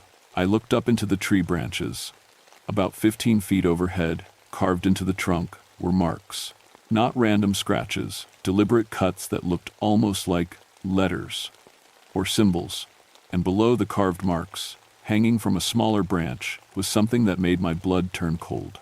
A human finger, fresh enough that it hadn't frozen yet. Angela was already on her radio, calling for backup and a crime scene team. But I kept staring at that finger and at those marks carved in the tree, because now I was remembering the stories my grandmother used to tell. Stories about the families who disappeared in the 1,930 seconds. Stories about what people did when they got hungry enough. Stories about the ones who never came back down from the mountains. Something moved in the trees behind us. Big and careful and very, very quiet. We weren't rescuing anybody. We were being hunted. The backup never came. We waited by our truck for 2 hours, but the radio only gave us static. The storm had knocked out communication with the outside world. We were on our own with whatever was hunting in these woods. "We should go back," Angela said. "Get help." I wanted to agree. Every part of me wanted to get in that truck and drive away from Hunger Hollow as fast as possible. But 4 people were still missing. Maybe hurt, maybe worse. I couldn't just leave them. "One more search," I said. "If we don't find anything in an hour, we head back." Angela didn't look happy, but she nodded. We went back to the torn tent and started following a different set of tracks. These led east, toward the old Peterson homestead. I'd been there once before. Years ago. Nothing left but stone foundations, and a root cellar dug into the hillside. The tracks were strange. Sometimes they looked normal, like a person walking through snow. Other times they looked different. Longer steps, deeper prints. Like whatever we were following had changed how it moved. "David," Angela said when we'd been walking about 20 minutes. "Do you smell that?" I stopped and sniffed. There was something on the wind, sweet and rotten at the same time. Like meat that had gone bad. The smell got stronger as we got closer to the Peterson place. When we came over a small hill, we could see the old stone foundation poking through the snow. But something was wrong with the scene. Smoke was rising from the ground near the foundation. Not much, just a thin line of gray against the white sky, like someone had a small fire going underground. "The root cellar," I whispered. We approached carefully. The old cellar entrance was a wooden door set into the hillside, almost hidden by snow and dead vines. But the door was open, just a crack. That's where the smoke was coming from, and that's where the smell was strongest. "Hello?" I called softly. "Anyone down there?" A voice answered from the darkness below. Weak, scared. "Help, please help me." It was a man's voice, one of the missing hunters. Angela and I looked at each other. This was what we'd been looking for. But something felt wrong about the whole situation. Why would someone be hiding in an old root cellar? And what was that smell? "We're Forest Service," I called down. "We're coming to get you." "No," the voice said, suddenly sharp with fear. "Don't, they'll hear you." "Who will hear us?" But there was no answer. I pulled out my flashlight and shined it down into the cellar. Stone walls, dirt floor. In the back corner, I could see someone huddled against the wall. A man in hunting clothes, but I couldn't see his face. "Are you hurt?" Angela called down. "They took the others," the man said. His voice was strange, like he was talking through a mouth full of something. "Took them to the deep cave. For winter storage. Winter storage." The words made my skin crawl. "Who took them?" I asked. "The hungry ones, the ones who never came down from the mountain." Angela grabbed my arm. "David, we need to get out of here." But before I could answer, I heard something that made my heart stop. Footsteps in the snow behind us, multiple sets, moving quiet and careful through the trees. We were surrounded. I turned around slowly. At first I didn't see anything. Then shapes started moving between the trees. People, but wrong somehow. Too thin, too pale.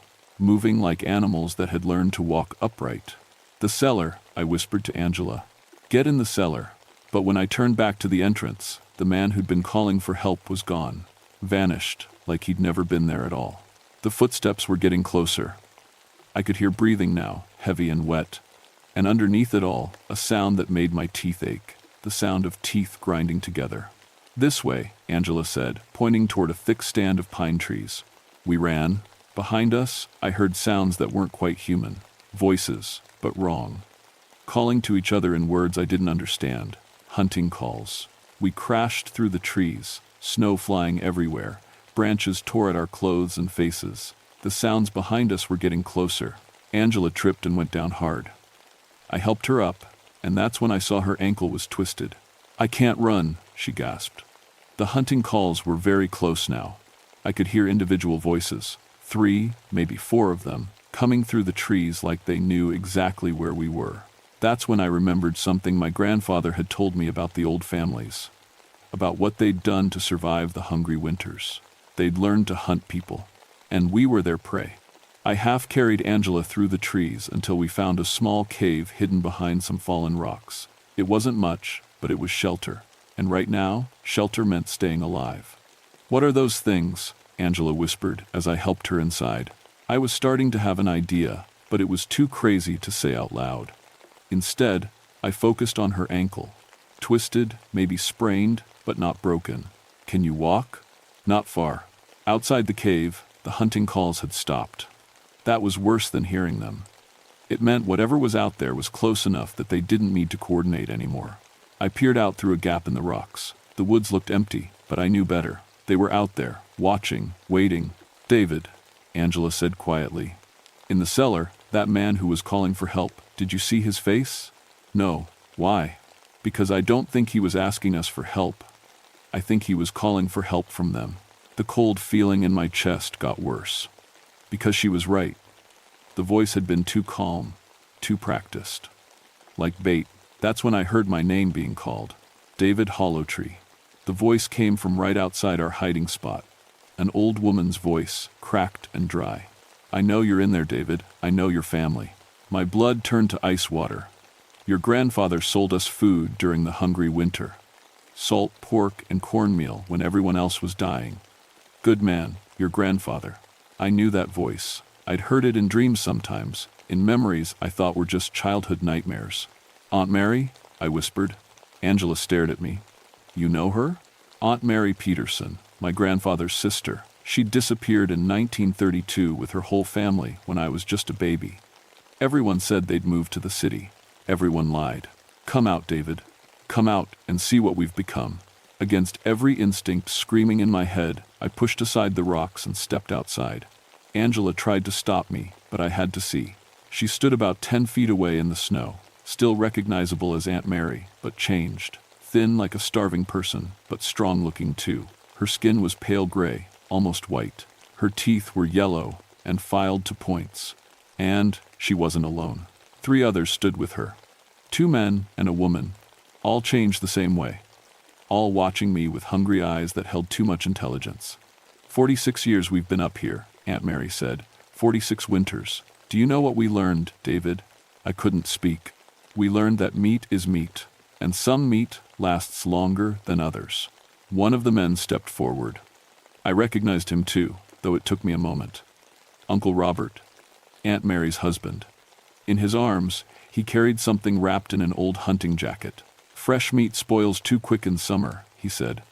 "But winter keeps things nice." He unwrapped the bundle.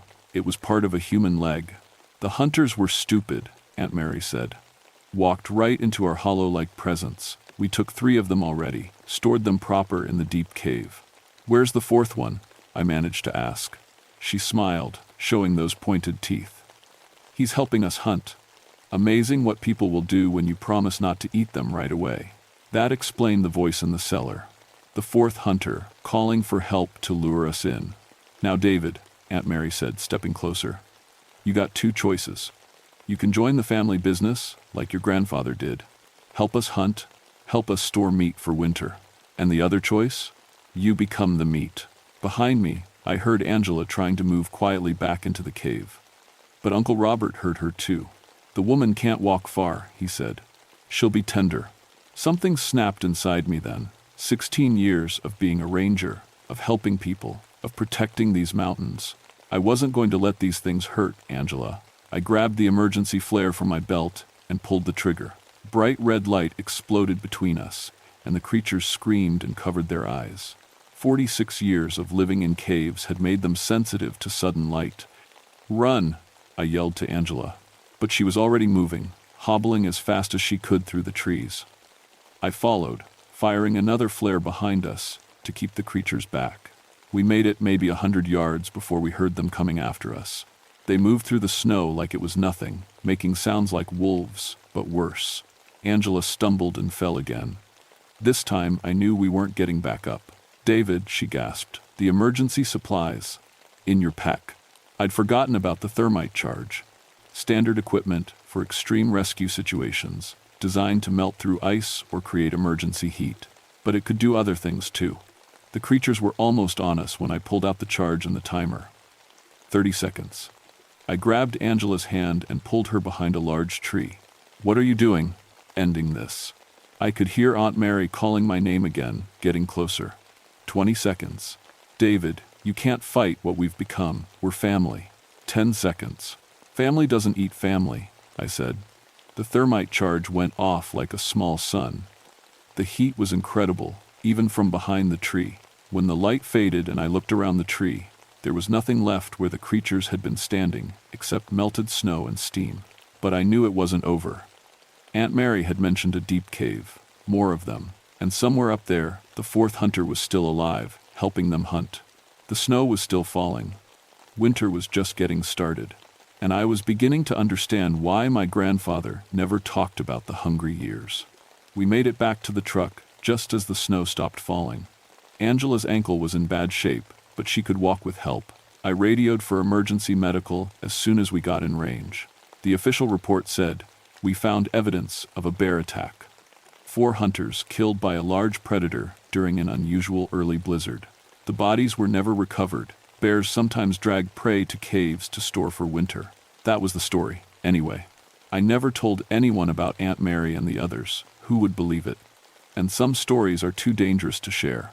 But I made sure the area around Hunger Hollow was permanently closed to hunting. Posted new signs. Got the state to declare it a protected habitat. Angela transferred to a different forest after her ankle healed. She never talked about what we saw up there, but sometimes I catch her looking at missing person reports from remote areas. I think she's watching for patterns. I stayed. Someone has to watch the hollow, because the deep cave is still out there, and winter comes every year. 3 months after the incident, I was going through my grandfather's things in the attic. Found an old journal from the 1930 seconds. Most of it was normal stuff: weather, farm work, family news. But there were entries about the hungry winter, about families disappearing into the mountains, and about the deliveries, salt pork and cornmeal, just like Aunt Mary said. My grandfather had traded with the Peterson family all through that winter, even after people started whispering about what they'd become. The last entry was from spring of 1932. Delivered the last of the salt pork to Mary's people up in the hollow. They're changed now, too changed to come back down. But they remember kindness. They remember family. God help us all, they remember family. I burned the journal that night, but I kept one page. The one with a list of other families who'd made deliveries to the hollow during the hungry winter. Names I recognized from tombstones around town. Good people who'd helped monsters survive. Some of their grandchildren still live here. I wonder sometimes if any of them know the family business they inherited. I wonder if any of them still make deliveries when the snow gets deep enough. Last week, I found fresh tire tracks leading up toward the old Peterson place. Someone had been driving supplies up there after the first big snow of the season. I followed the tracks as far as I could on foot. They led to a cave entrance I'd never seen before. A wooden sign hung next to the entrance, carved with words that made my hands shake. Winter storage. Hollowtree Family Business, Est, 1932. The snow is getting deeper every day. Soon the hollow will be cut off again, like it is every winter. And somewhere up there, in the deep caves, hungry things are waiting for fresh meat to wander into their territory. I've put in for a transfer to a different forest, someplace warmer where winter doesn't last so long. But I don't think they'll let me leave. After all, I'm family. And family takes care of family. The snow keeps falling.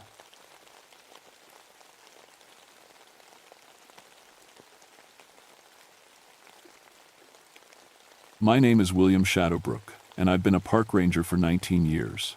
People always ask about the weird stuff you see out in the wilderness, and most of the time I just smile and change the subject. But what happened in October of 1983 changed everything I thought I knew about the world. I work in the Great Smoky Mountains National Park, specifically around the Cataract Falls region in Tennessee. It's beautiful country, but it's also old, really old. The Cherokee called this place home for thousands of years before anyone else showed up, and some of their sacred sites are still scattered throughout my patrol area.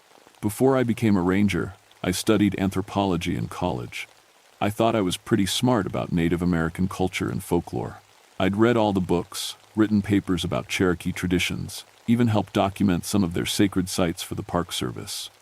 Looking back, I realize I didn't understand anything at all. The call came in on a Tuesday morning in late October. Dispatch told me someone had reported suspicious activity near the old waterfall site up on Bear Creek Trail. That trail isn't marked on any tourist maps. It's one of those places only locals know about, and most of them stay away. What kind of suspicious activity? I asked, grabbing my radio and gear. Group of people doing some kind of ceremony, the dispatcher said. Caller said they were dressed up like Indians, dancing around the falls. My stomach dropped. The waterfall at the end of Bear Creek Trail sits in the middle of what used to be a Cherokee sacred site. The tribal council had asked us to keep people away from there, especially white folks trying to play Indian with ceremonies they didn't understand. I drove my truck as far as the old logging road would take me, then hiked the rest of the way.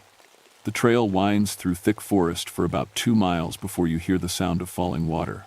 As I got closer, I could smell something strange in the air, like burning sage mixed with something else I couldn't place. The waterfall is beautiful, I'll give it that. Water drops about 30 feet over smooth black rocks into a pool that's so clear you can see straight to the bottom. Ancient trees grow right up to the edge, their roots twisted around boulders that have been there since before humans walked the earth. But what I saw when I reached the clearing made my blood run cold. 7 people sat in a perfect circle around the pool, all wearing what looked like Cherokee clothing, feathers, beadwork, the whole deal. At first I thought they were meditating or something. Then I realized they weren't moving at all. Not breathing, not blinking, nothing. "Hey," I called out, "this is a restricted area." No response. I got closer and saw that their eyes were wide open, staring at something I couldn't see. A woman with long gray hair had her hands raised like she was reaching for something. A young man with a scraggly beard sat with his mouth open mid-word. They were arranged in the exact pattern I'd seen in Cherokee petroglyphs, the sacred dance formation that was supposed to open doorways between worlds. I checked for pulses. Everyone was alive, but barely there. It was like their minds had just left. That's when I noticed the ground around them. The earth was worn smooth in strange patterns, like people had been dancing there for hours. But these folks were clearly city types, soft hands, expensive hiking boots, the kind of people who'd never danced on dirt in their lives. I radioed for backup and medical assistance, then sat down to wait. That's when I heard the singing. It was faint at first, like wind through the trees. But as I listened, I could make out voices. Old voices. Singing in a language I'd studied but never heard spoken. Cherokee words, but older than anything in the books. The singing was coming from the waterfall. I walked to the edge of the pool and looked down into the clear water. For just a second, I could swear I saw faces looking back at me, not reflections, but actual faces under the water. Old faces with sad eyes. Then the wind picked up, and when I looked again, there was nothing there but rocks and water. The medical team arrived an hour later, followed by my supervisor and a liaison from the Cherokee Nation named Joseph Ravensong. Joseph was about my age, with long black hair and the kind of serious expression that told you he'd seen things that would give other people nightmares. While the paramedics checked on the unconscious people, Joseph and I walked around the site. He moved slowly, studying the worn patterns in the earth. "How long have they been here?" he asked. "Found them about an hour ago. Caller reported seeing them this morning around dawn." Joseph knelt down and ran his fingers along one of the smooth paths in the dirt. "This ground's been danced on for a lot longer than one morning." "What do you mean?" He stood up and looked at me with dark eyes that seemed older than his face. "You know what this place is, right?" "What it was?" I nodded.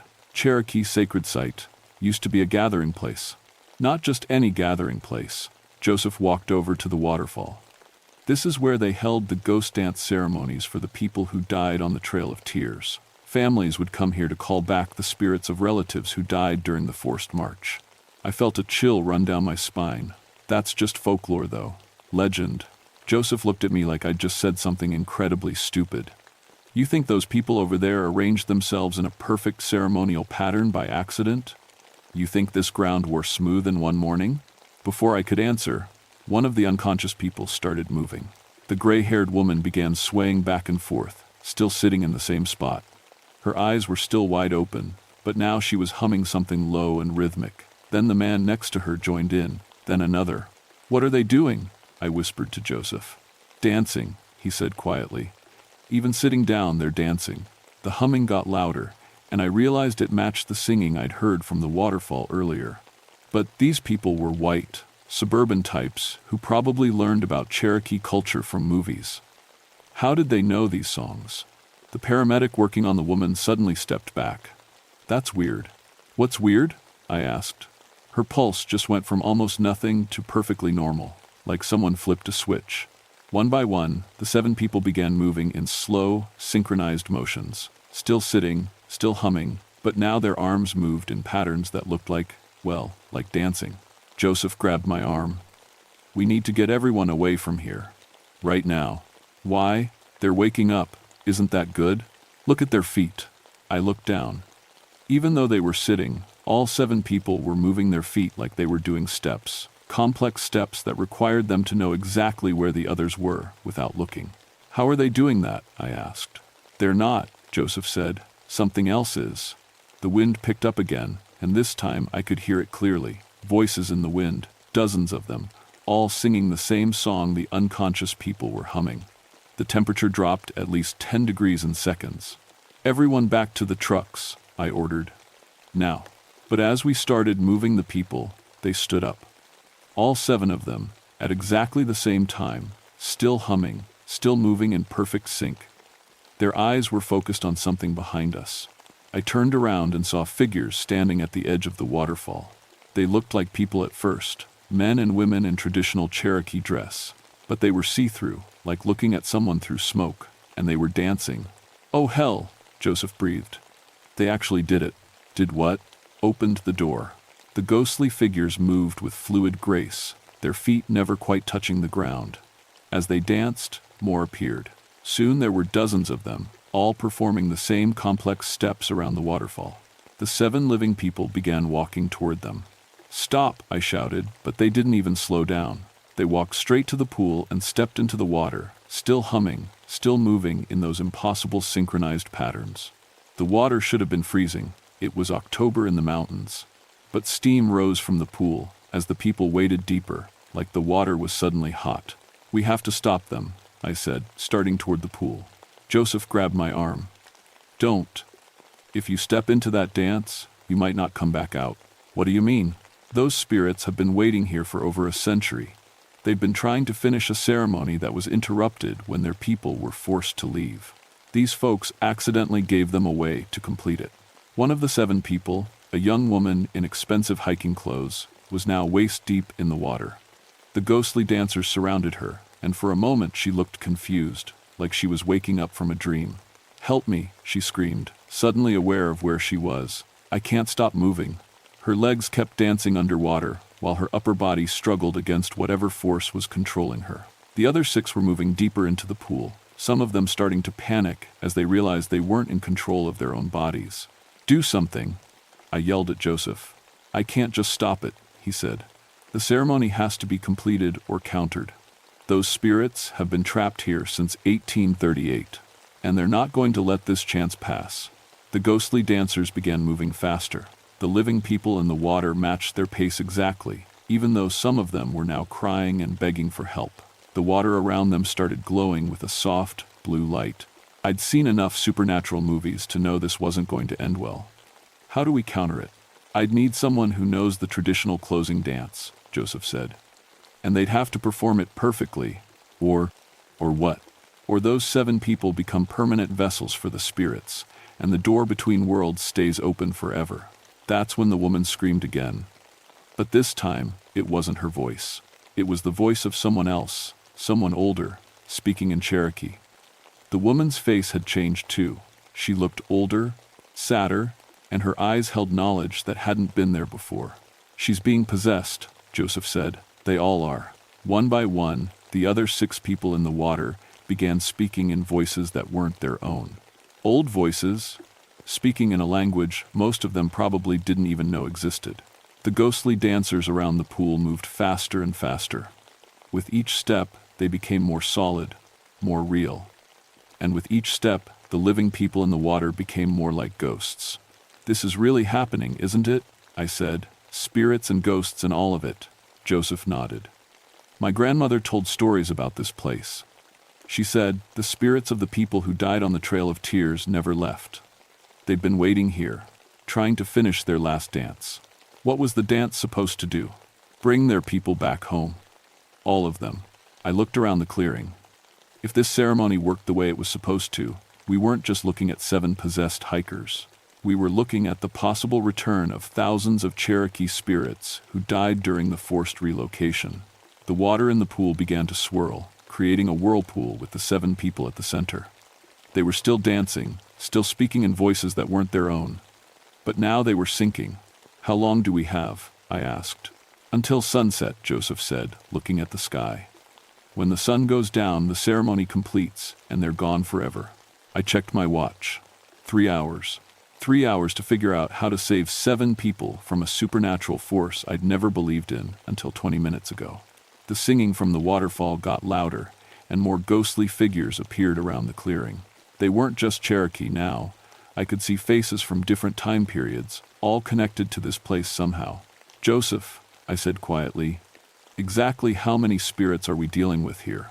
He looked around at the growing crowd of transparent figures, all moving to the same ancient rhythm. "All of them," he said. The sun was starting to sink toward the mountains when more people arrived. I'd called for backup, but what I got was a whole team of federal agents, park supervisors, and someone from the Smithsonian who kept taking pictures of everything. "Clear the area," the lead agent ordered. "We're treating this as a potential chemical contamination." "It's not chemicals," I said. It's what? Ranger Shadowbrook? Mass hallucination? Swamp gas?" I looked at Joseph, who just shrugged. "How do you explain to a federal agent that you're watching a century-old Cherokee ghost dance ceremony?" The 7 people in the pool were now completely underwater, but somehow still dancing. You could see them through the clear water, moving in slow, graceful patterns while the ghostly figures above them danced faster and faster. "Sir," one of the junior agents called out, "the water temperature is 98 degrees. That's impossible for a mountain pool in October." "Equipment malfunction," the lead agent said, but I could see doubt creeping into his eyes. That's when the first agent disappeared. Agent Morrison was standing at the edge of the pool, taking water samples, when something grabbed his ankle. 1 second he was there, the next he was gone, pulled straight down into the water without even a splash. "Morrison!" the lead agent shouted. "Where the hell is Morrison?"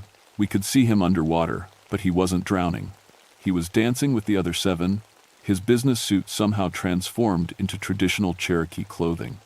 His face had the same empty expression as the others. "Okay," the lead agent said, backing away from the pool. "Maybe we need to reconsider our approach here." But it was too late. The ghostly dancers around the clearing were becoming more solid with each step. I could see details now, facial expressions, individual pieces of clothing, even scars and tattoos. These weren't vague spirits anymore. They were people, dead people who wanted to be alive again. Joseph stepped close to me. "We need to start the counter ceremony now, before they get strong enough to force more people into the dance." "I thought you said you needed someone who knew the traditional steps." "I do." He looked at me seriously. "You're going to have to learn them." "Me? I don't know anything about Cherokee dancing." "You know more than you think. All those sites you documented, all that research you did, you've been studying this your whole career. The movements are in the ground patterns you measured. The steps are in the petroglyphs you photographed. I thought about all the academic work I'd done over the years, all the sacred sites I'd cataloged and measured. At the time, I thought I was preserving history. Now I realized I might have been preparing for this moment." "How long will it take?" I asked. "To learn the dance?" "About an hour." "To perform it?" Joseph looked at the sky. "We'll have one chance when the moon rises. If we mess up, 8 people become permanent ghost hosts, and we have a supernatural disaster on our hands. At minimum." One of the federal agents was setting up some kind of electronic equipment near the pool. The moment he turned it on, sparks shot out and the machine started smoking. "Electronic interference," he reported. "Massive electromagnetic disturbance centered on the water." The ghostly dancers seemed to like that. They moved faster, and with each step, more living people started swaying in place. The other agents, the park supervisors, even the guy from the Smithsonian, they were all beginning to move to the rhythm of the dance. "It's spreading," I said. Joseph nodded grimly. "The longer the ceremony goes on, the stronger it gets. Eventually, everyone in the area will be pulled into it." "How big of an area are we talking about?" "I don't know. My grandmother's stories never covered anything this large." The lead agent was now moving his feet in small, precise steps while he tried to radio for more backup. He didn't seem to realize he was doing it. "Agent Collins," I called out. "You might want to step back from the pool." "What? Why?" But even as he asked, his body was turning toward the water. "Because you're about to go for a swim," Joseph said. Collins looked down at his feet in confusion. He was doing a complicated step pattern, moving steadily toward the pool. "What the hell is happening to me?" "Fight it," I told him. "Think about something else. Anything else."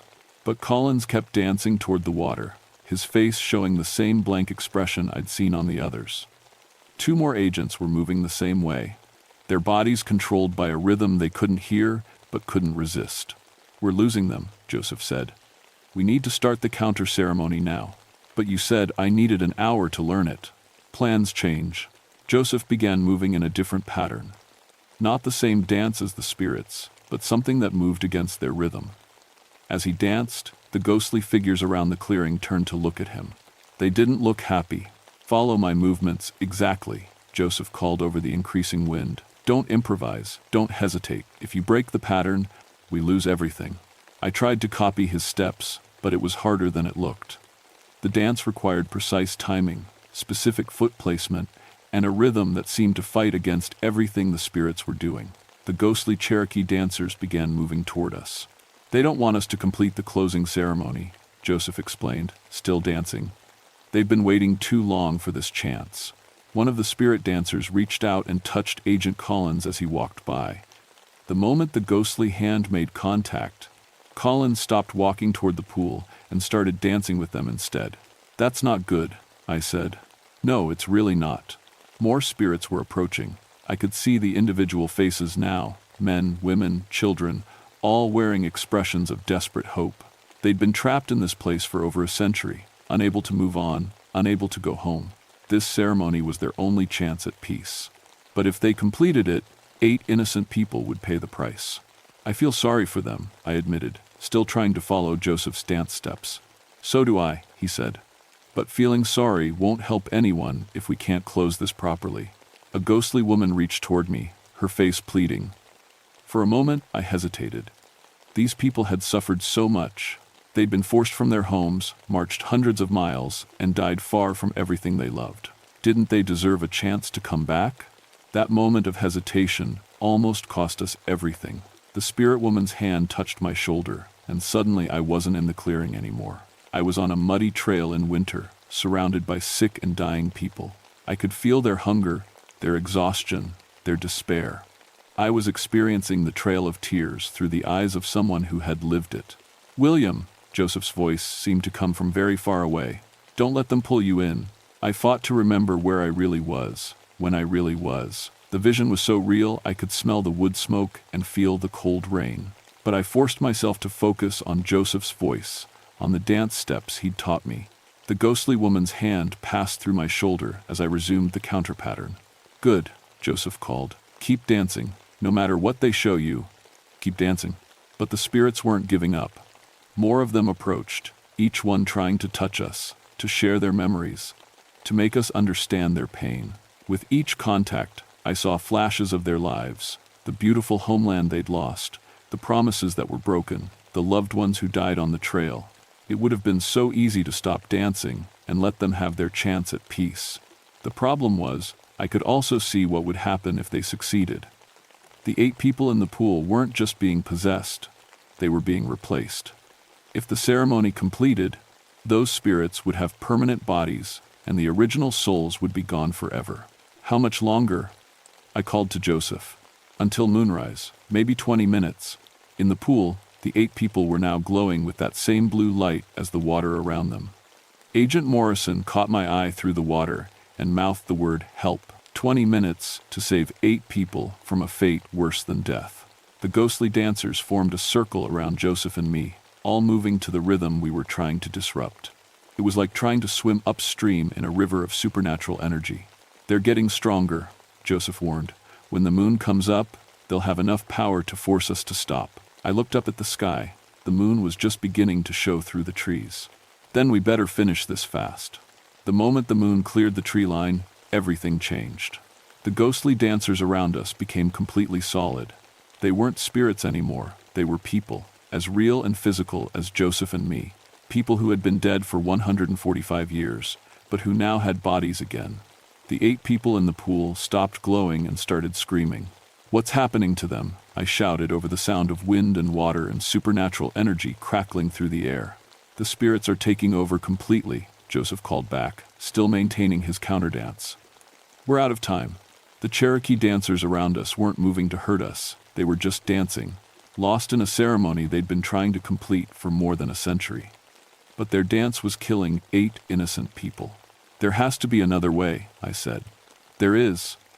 Joseph's face was grim. But you're not going to like it. Tell me. Someone has to take their place. Someone has to willingly enter the pool and let the spirits complete the ceremony through them. If a person offers themselves freely, the spirits will release the others. I stared at him. That's suicide. Probably. What do you mean, probably? My grandmother said that sometimes, if the person offering themselves truly understood the spirit's pain, truly accepted responsibility for what happened to them, the spirits might find peace without needing a permanent host. Might? It's never been tested. In the pool, Agent Morrison was floating face down, but somehow still breathing. The others were arranged in a perfect circle underwater, all moving in synchronized patterns that looked like underwater ballet. How long do they have? I asked. Minutes. When the ceremony completes, their souls will be displaced forever. I looked around at the Cherokee dancers. Now that they were solid, I could see them clearly. Men, women, children, elders, whole families who had died together on the Trail of Tears. They weren't evil. They were just people who had suffered an unimaginable injustice and couldn't let go. And I had helped document the destruction of their sacred sites. I had contributed to the academic exploitation of their culture. In a way, I was part of the long line of people who had taken from them without permission. This is my fault, I said. What? All those years of research, cataloging their sacred sites, publishing papers about their culture. I never asked permission. I never thought about how they might feel about outsiders studying them like specimens. Joseph stopped dancing for a moment. What are you saying? I'm saying maybe it should be me in that pool. William, no, there has to be another way. But I was already walking toward the water. The Cherokee dancers parted to let me pass, their eyes following me with something that might have been hope.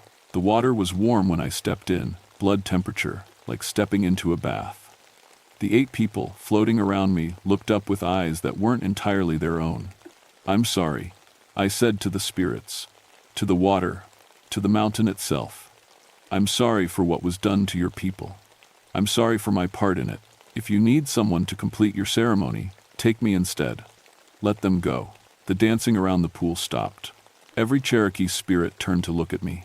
In the sudden silence, I could hear the water lapping against the rocks, my own heartbeat, and something else, voices whispering in a language I didn't understand.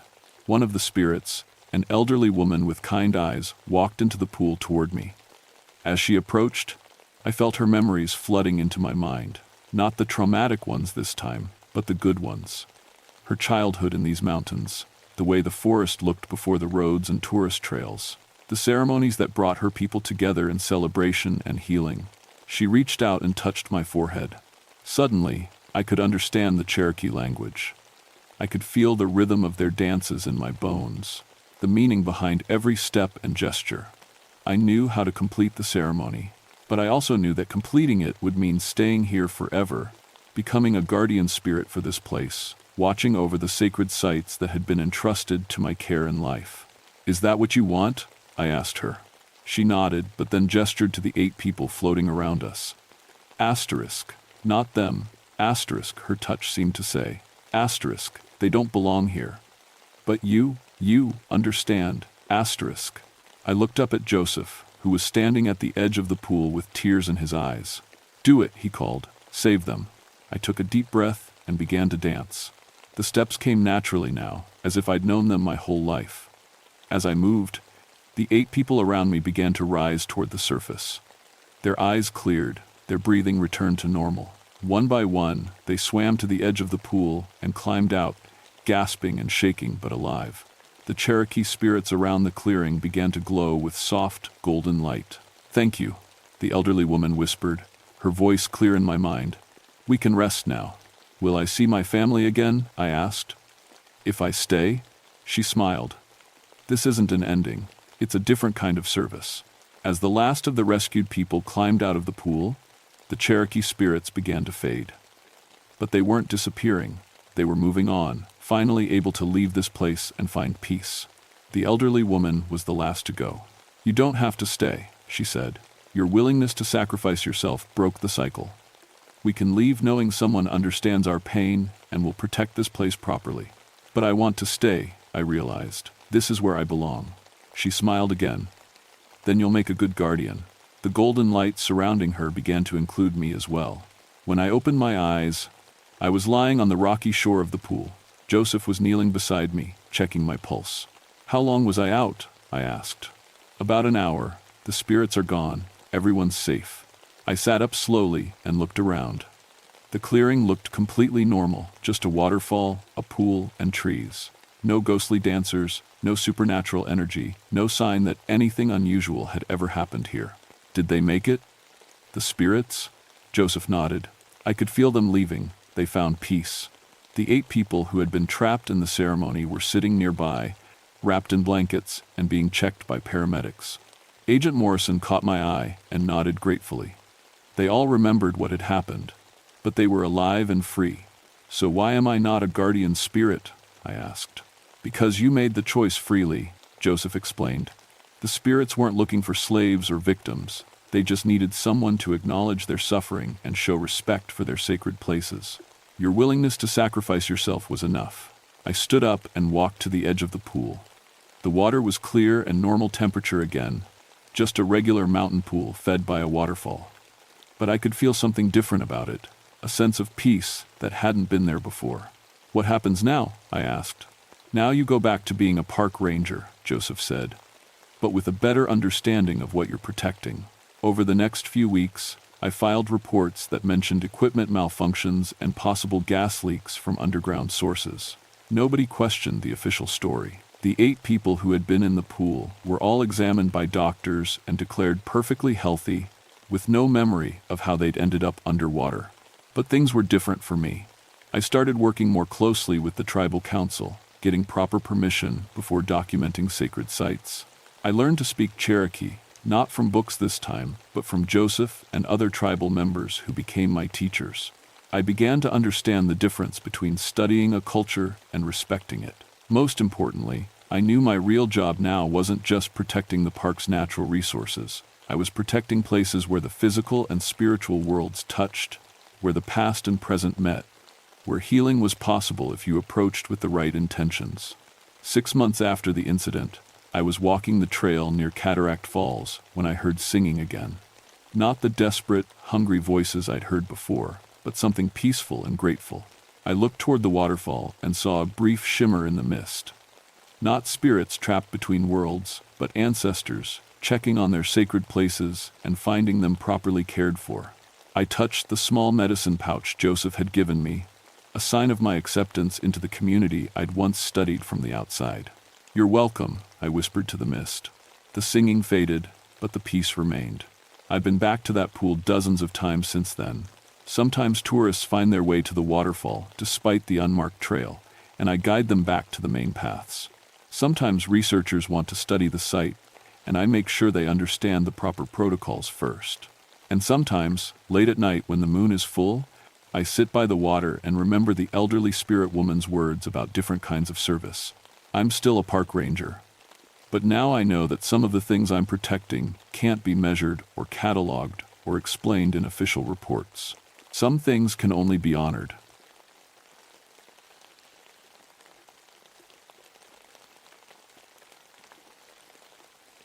My name is Marcus Ironbound, and I've been a ranger for 15 years now. People think that's a funny last name for someone who works in the woods, but it makes perfect sense when you know my story. My daddy worked the steel mills before I was born, and that iron got into our family's blood. When he died in a mill accident, machinery that couldn't possibly malfunction, according to the safety reports, I swore I'd spend my life keeping people safe from industrial dangers. Now I work the Cherokee National Forest in Tennessee, specializing in hazardous materials and industrial site safety. Most folks don't realize how much old industry is scattered through these mountains. Abandoned mines, forgotten foundries, rusted equipment left to rot when the companies moved on.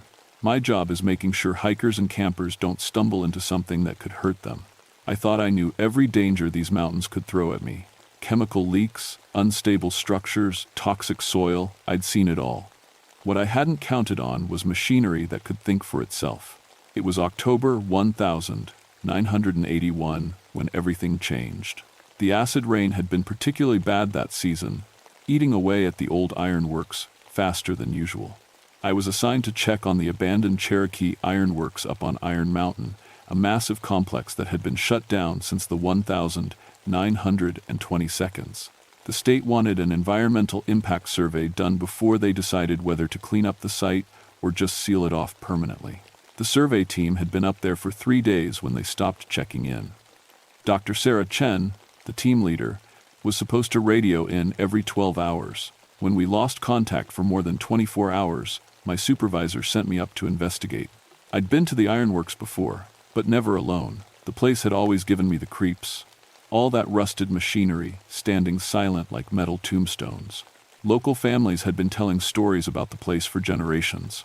They called them iron spirits, and said the mountain itself had been poisoned by all the mining and smelting that went on there for decades.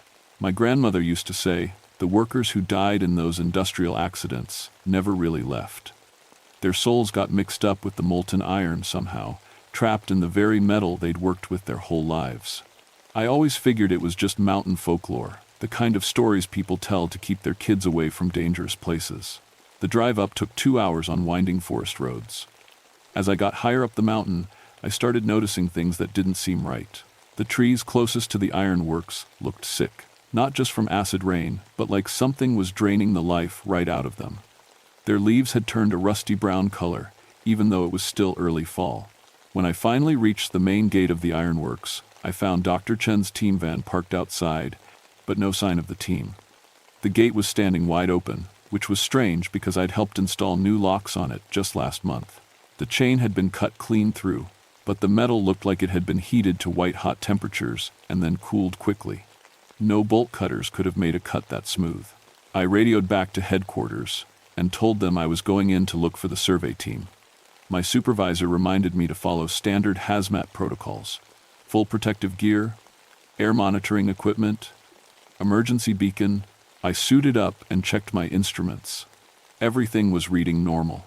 No toxic gases, no unusual radiation, no chemical leaks detected.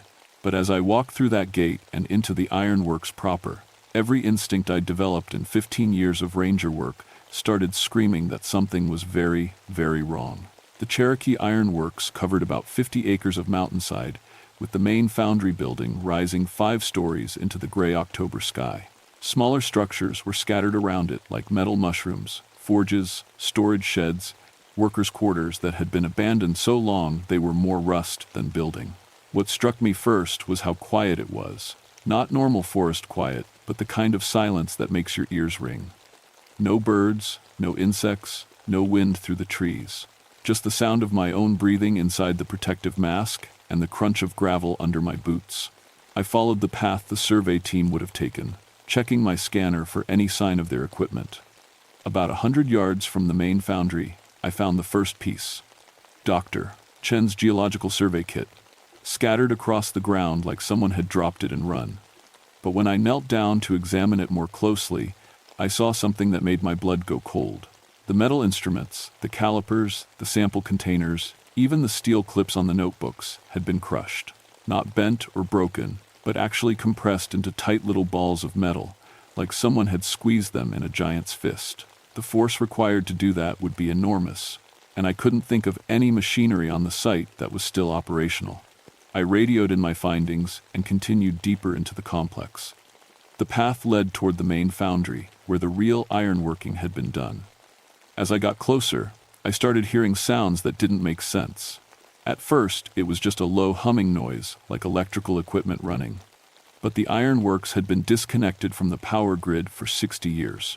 Then, I heard what sounded like machinery operating: the rhythmic pounding of hammers, the whoosh of bellows feeding air to forges. Impossible sounds from equipment that couldn't possibly be working. I rounded the corner of the main foundry and saw something that stopped me in my tracks. The massive drop forge at the center of the building was moving. The enormous hammer, which had to weigh several tons, was rising and falling in a steady rhythm, striking the anvil below with tremendous force. But there were no power lines connected to it, no motor running, no operator controlling it. It was just working, like it had been doing every day for the past 60 years. And caught beneath that hammer was something that had once been a human being. I ran toward the forge, shouting into my radio for emergency medical support. But as I got closer, I realized there was nothing medical personnel could do. Dr. Chen's research assistant, a young man named David Park, was pinned under the hammer. The metal had somehow molded itself around his body, fusing with his flesh in ways that should have been instantly fatal. But his eyes were open, and they tracked my movement as I approached. His mouth moved, trying to form words, but no sound came out. Then I heard a voice that seemed to come from the machinery itself, speaking in David's tone, but with a strange metallic echo. Can't leave. The work must finish. The work. The hammer lifted again, and I could see that what remained of David had been partially incorporated into the metal of the anvil itself. His body was becoming part of the machine, and somehow, impossibly, he was still conscious. I grabbed a crowbar from a nearby tool rack and tried to pry him free. But the moment I touched the metal, an electric shock ran up my arms that had nothing to do with electricity. It was like touching the raw grief and pain of everyone who had ever been injured or killed in this place. The metal was alive with their memories, their suffering, their desperate need to keep working even in death. The forge hammer came down again, and David's eyes finally went blank. But as I stumbled backward, I heard other voices joining his. Dozens of them, maybe hundreds, all coming from the machinery around me. The entire foundry was speaking with the voices of dead workers, and they all had the same message. The work must continue. The work must never stop. Join us. Join us in the iron. I ran. I'm not ashamed to admit it. I dropped my equipment and ran back toward the gate as fast as my legs would carry me. While behind me, the sounds of impossible machinery grew louder and louder. The whole ironworks was coming to life, powered by something that had nothing to do with electricity or steam or anything I understood. But as I reached my truck and grabbed the radio to call for backup, I realized I had a bigger problem than just one dead survey team member. Because scattered around the entrance to the ironworks were 4 more sets of crushed survey equipment, and I could hear 4 more voices calling from different parts of the complex. Dr. Chen's entire team was still in there. And they were all still alive. I should have waited for backup. That's what the manual says, what 15 years of training had drilled into me. But I could hear those voices calling from the ironworks, and I knew that whatever was happening to Dr. Chen's team was going to get worse if I didn't act fast. I called in my location and requested immediate assistance, then grabbed my emergency kit and headed back through the gate. This time I was ready for what I might find, or at least I thought I was. The sounds of machinery had grown louder and more complex. It wasn't just the drop forge anymore. I could hear conveyor belts running, steam hammers pounding, the roar of furnaces that should have been cold for decades. The whole foundry complex was operating at full capacity. But there were no workers, no raw materials, no purpose for the production except the production itself. I followed the sound of Dr. Chen's voice toward the rolling mill, a long building where iron ingots would have been shaped into sheets and bars. As I got closer, I could make out what she was saying. Technical specifications, measurements, quality control reports. She was reciting the kind of information a supervisor would need to keep a mill running efficiently. I found her in the main rolling room, standing at a control panel that hadn't been functional since the Coolidge administration. Her hands moved over switches and levers that weren't connected to anything, but somehow the massive rolling machinery responded to her commands. Steel rollers the size of telephone poles turned in perfect synchronization, processing invisible raw materials into invisible finished products. But Dr. Chen herself was no longer entirely human. Her skin had taken on a metallic sheen, and when she turned to look at me, I could see that her eyes had changed color to the deep orange of heated iron. She spoke in her own voice, but with that same metallic undertone I'd heard from David. "Marcus," she said, "we've been waiting for you. The work requires proper supervision. Safety protocols must be maintained." She gestured toward the rolling mill, and I saw what she meant. The other 3 members of her team were positioned at different stations throughout the machinery. They were operating equipment with their bare hands, their bodies partially merged with the metal controls. One man's arm had become part of a gear assembly, turning with mechanical precision. A woman's torso had fused with a steam gauge, her chest rising and falling in rhythm with the pressure readings. They were all conscious, all aware, all continuing their professional duties, even as they became part of the machinery itself, and they seemed content. That was the most horrifying part. They'd found their purpose, their place in the great work of the Iron Mountain, and they were happy to serve. "You understand industrial safety, Doctor," Chen continued, her voice taking on an increasingly mechanical tone. "You know how important it is to prevent accidents. Help us make this place safe again. Help us finish the work." I backed away from her, but everywhere I turned, I found more impossibilities. Furnaces were burning without fuel, their flames fed by something that had nothing to do with coal or oil. The conveyor systems were moving massive ingots of iron that materialized out of thin air, then disappeared again after they'd been processed. It was like watching the ghost of the ironworks' productive years, when this place had employed hundreds of workers and turned out tons of finished iron every day. But as I watched, I began to understand what was really happening. The machinery wasn't just running randomly, it was performing the same tasks in the same sequence that had been done here decades ago. The spirits of the dead workers were recreating their daily routines, over and over, trying to complete work that had been interrupted by industrial accidents, cave-ins, toxic exposures, and all the other dangers that came with mining and metalwork in the early 1900s.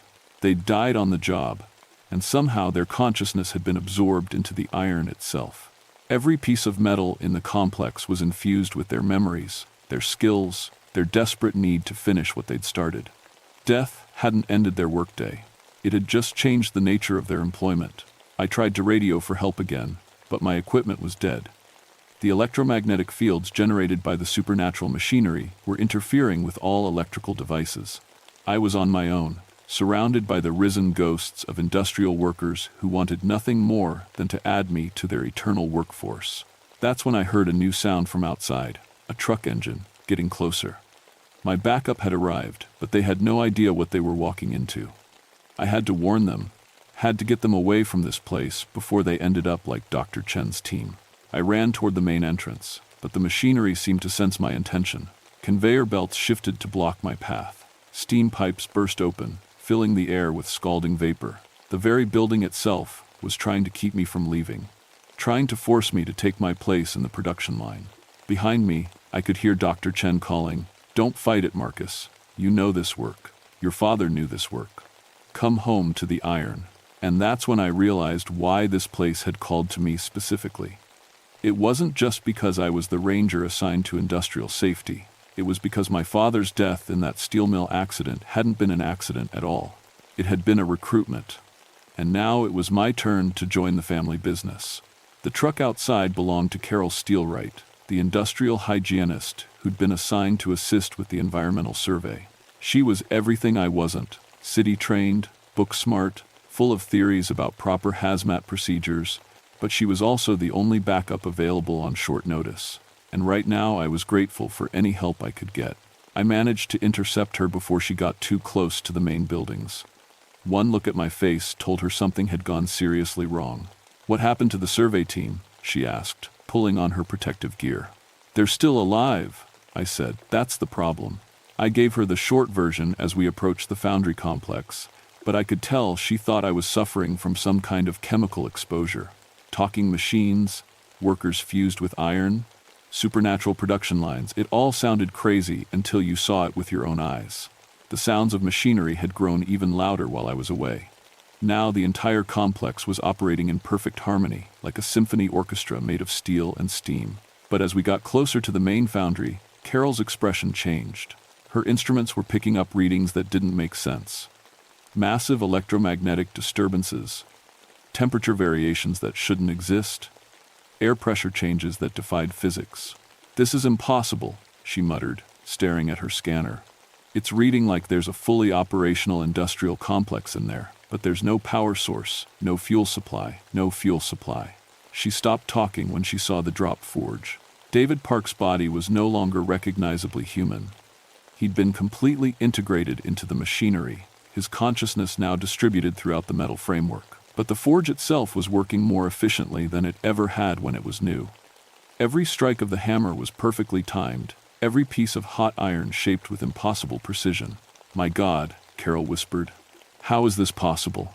"My grandmother used to tell stories," I said, "about workers who died in industrial accidents, whose souls got mixed up with the molten metal. I always thought they were just stories.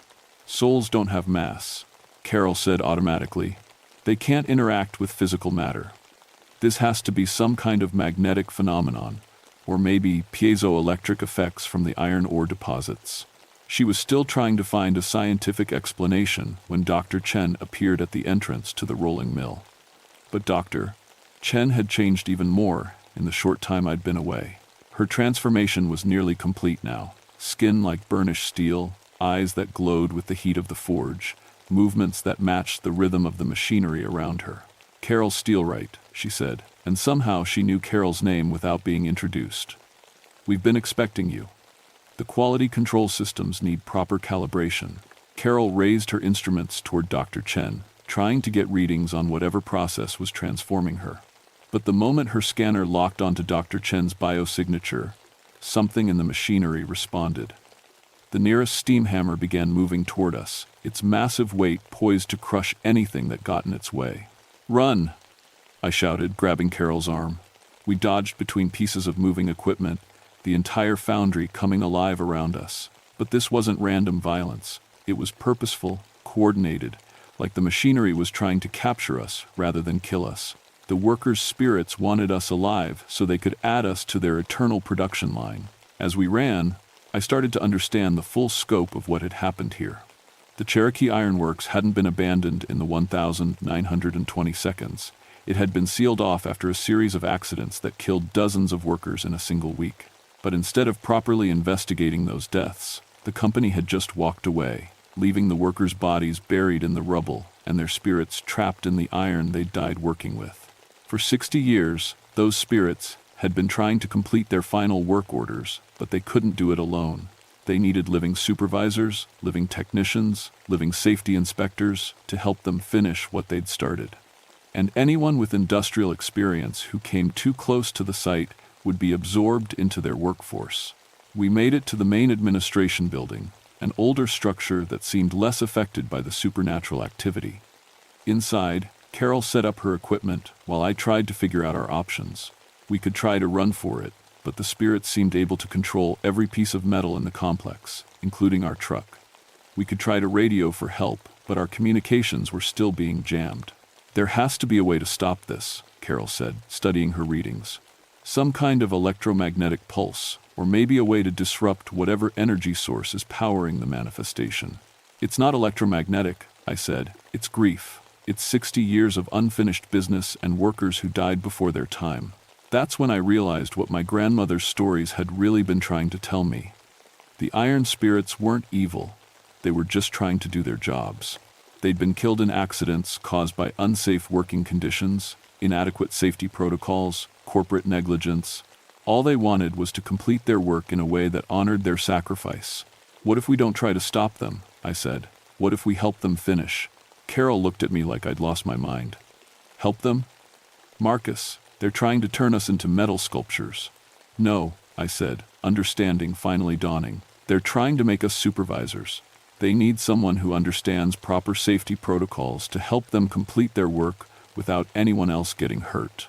It was a crazy idea, but it was the only one that made sense of what I'd seen. The spirits weren't trying to harm us. They were trying to recruit us.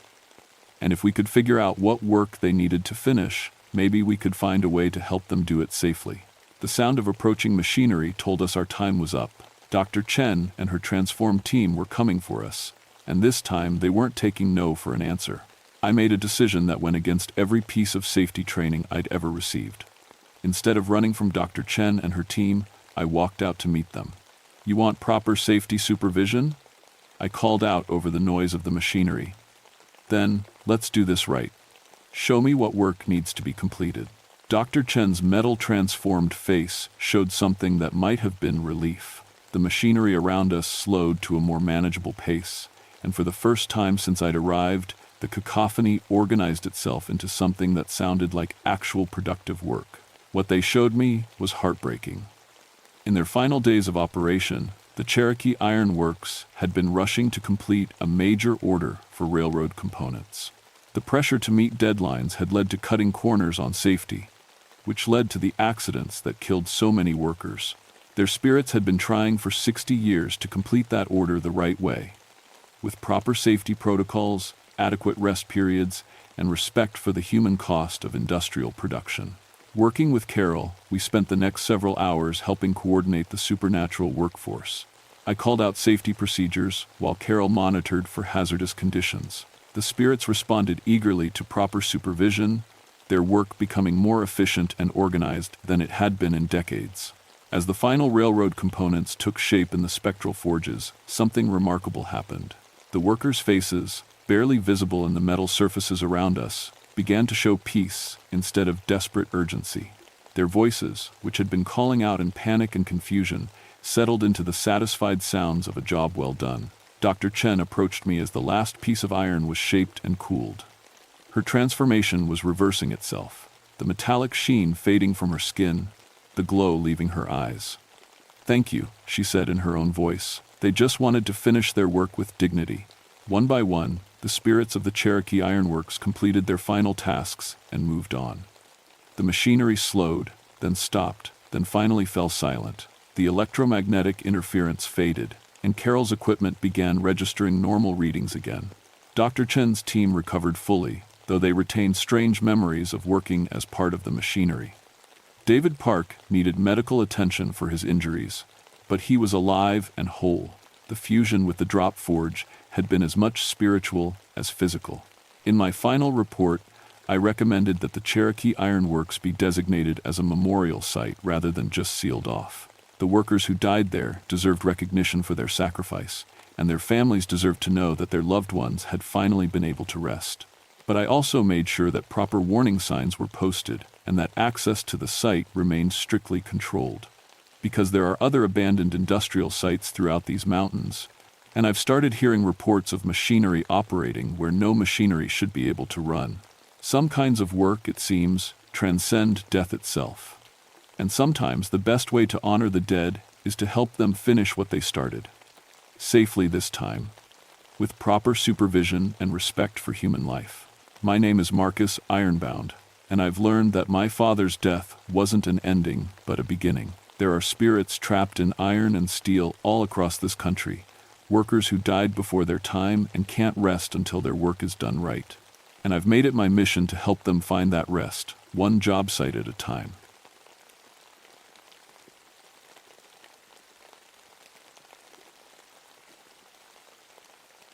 My name is Elizabeth Stoneheart, and I've been a park ranger for 13 years. In all that time, I never believed grief could take physical form and hunt the living. I wish I still didn't. The Blue Ridge Parkway in North Carolina is beautiful, but Widow's Peak has always felt different. It's this rocky overlook that juts out from the mountain like a broken finger pointing at the sky. The locals named it after the Civil War, widows who threw themselves off the cliffs when their husbands never came home. Even now, people leave flowers there.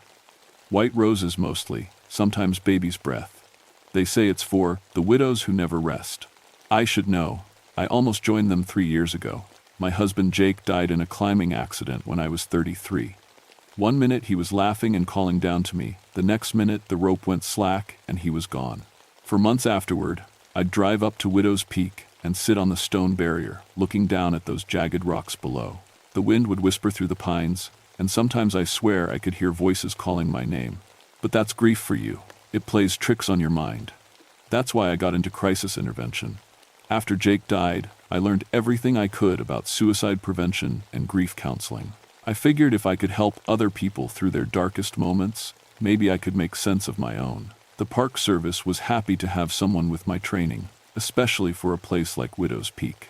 The overlook sits at the end of a winding road that takes 20 minutes to climb. There's nowhere to go but up or down, and cell phone service cuts out about halfway. When someone drives up there with bad intentions, they want to be alone. That's when I get the call. Dr. Thomas Comfortwise is the park psychologist who usually works with me. He's this gentle man with gray hair and kind eyes who talks people down better than anyone I've ever seen. We make a good team. He handles the talking, I handle the safety protocols. In 3 years, we've never lost anyone. Until this week. It started on Monday when we got 3 separate calls about people in distress at Widow's Peak. 3 different women, all widows, all in their 20s and 30s. That's unusual. Usually we get maybe 1 call a month, and it's typically men in their 40s having midlife crises. But these women all told the same story. They said they heard voices calling to them. Women's voices, sad and longing, coming from the mountain itself. They said the voices knew their names, knew about their husbands, knew exactly what to say to make the pain feel unbearable. Dr. Comfortwise and I managed to talk them all back from the edge. But something felt wrong. Really wrong. They all had this glazed look in their eyes, like they were listening to something we couldn't hear. And when we asked them to describe the voices, they got this faraway expression and said the same thing. They sound like they're crying. By Wednesday, we'd had 5 more calls. All young widows. All hearing voices. That's when I started to suspect we weren't dealing with ordinary grief anymore. The thing about Widow's Peak is that it's always been a sad place. Even on sunny days, there's this heaviness in the air, like the mountain itself is holding its breath. The mist never quite clears from the valleys below, and the wind always sounds like sighing. People feel it the moment they step out of their cars. I used to think it was just the history of the place.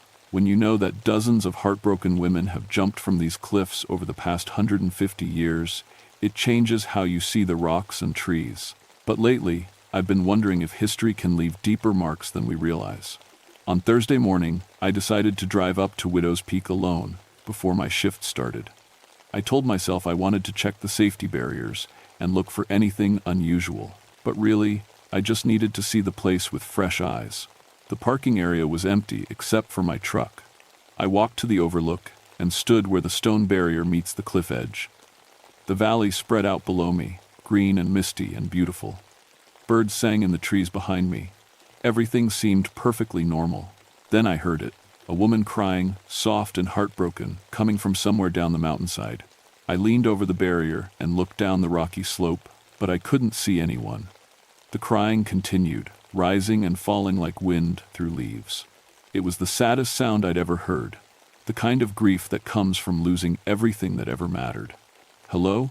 I called out. "Are you hurt? Do you need help?" The crying stopped immediately, like someone had flipped a switch. I stood there for 10 minutes, listening, but the mountain had gone completely silent. Even the birds had stopped singing. That's when I knew we were dealing with something beyond normal grief counseling. I drove back down the mountain with my hands shaking on the steering wheel. 13 years as a ranger, and I'd never experienced anything I couldn't explain. I deal with facts, weather patterns, wildlife behavior, human psychology, but facts don't account for disembodied crying that stops when you try to help. I found Dr. Comfortwise in his office at the visitor center, reading through incident reports. His gray hair was messier than usual, and he had that tired look he gets when he's worried about something. "Elizabeth," he said when I knocked on his doorframe, "I was hoping you'd stop by. We need to talk about these recent calls." I sat down across from his desk. "I just came from Widow's Peak, Tom. I heard crying coming from the mountainside, but when I looked, there was nobody there." He set down his papers and studied my face. "You're sure it wasn't wind or animals?" "I've been hiking these mountains for 20 years. I know what wind sounds like." This was a woman crying. I leaned forward. The same kind of crying those widows described. Dr. Comfortwise opened a file folder and spread out several forms. "I've been analyzing the pattern of our recent calls. Look at this." The incident reports all had similar details. Young women, recently widowed, drawn to Widow's Peak by voices they couldn't ignore. But there was something else. They'd all lost their husbands in different ways. Car accidents, illness, one military casualty. Nothing connecting them except their grief. "They're not copycat cases, Doctor," Comfortwise said. "These women don't know each other. They live in different towns, different counties, but they all describe hearing the same voices." "What kind of voices?" "Women calling to them by name, telling them they understand their pain, promising that the hurt will end if they just take one step forward." He looked up at me. "Elizabeth, in 30 years of psychology, I've never seen anything like this." That afternoon, we got another call. A 28-year-old woman named Sarah, whose husband had died in a motorcycle accident 2 months ago. She was calling from Widow's Peak, and she sounded different from the others. Calmer, almost peaceful. "They're here with me now," she said when I answered my radio. "They understand what I'm going through. They lost their husbands, too." "Sarah, I'm Ranger Stoneheart. I talked to you yesterday, remember?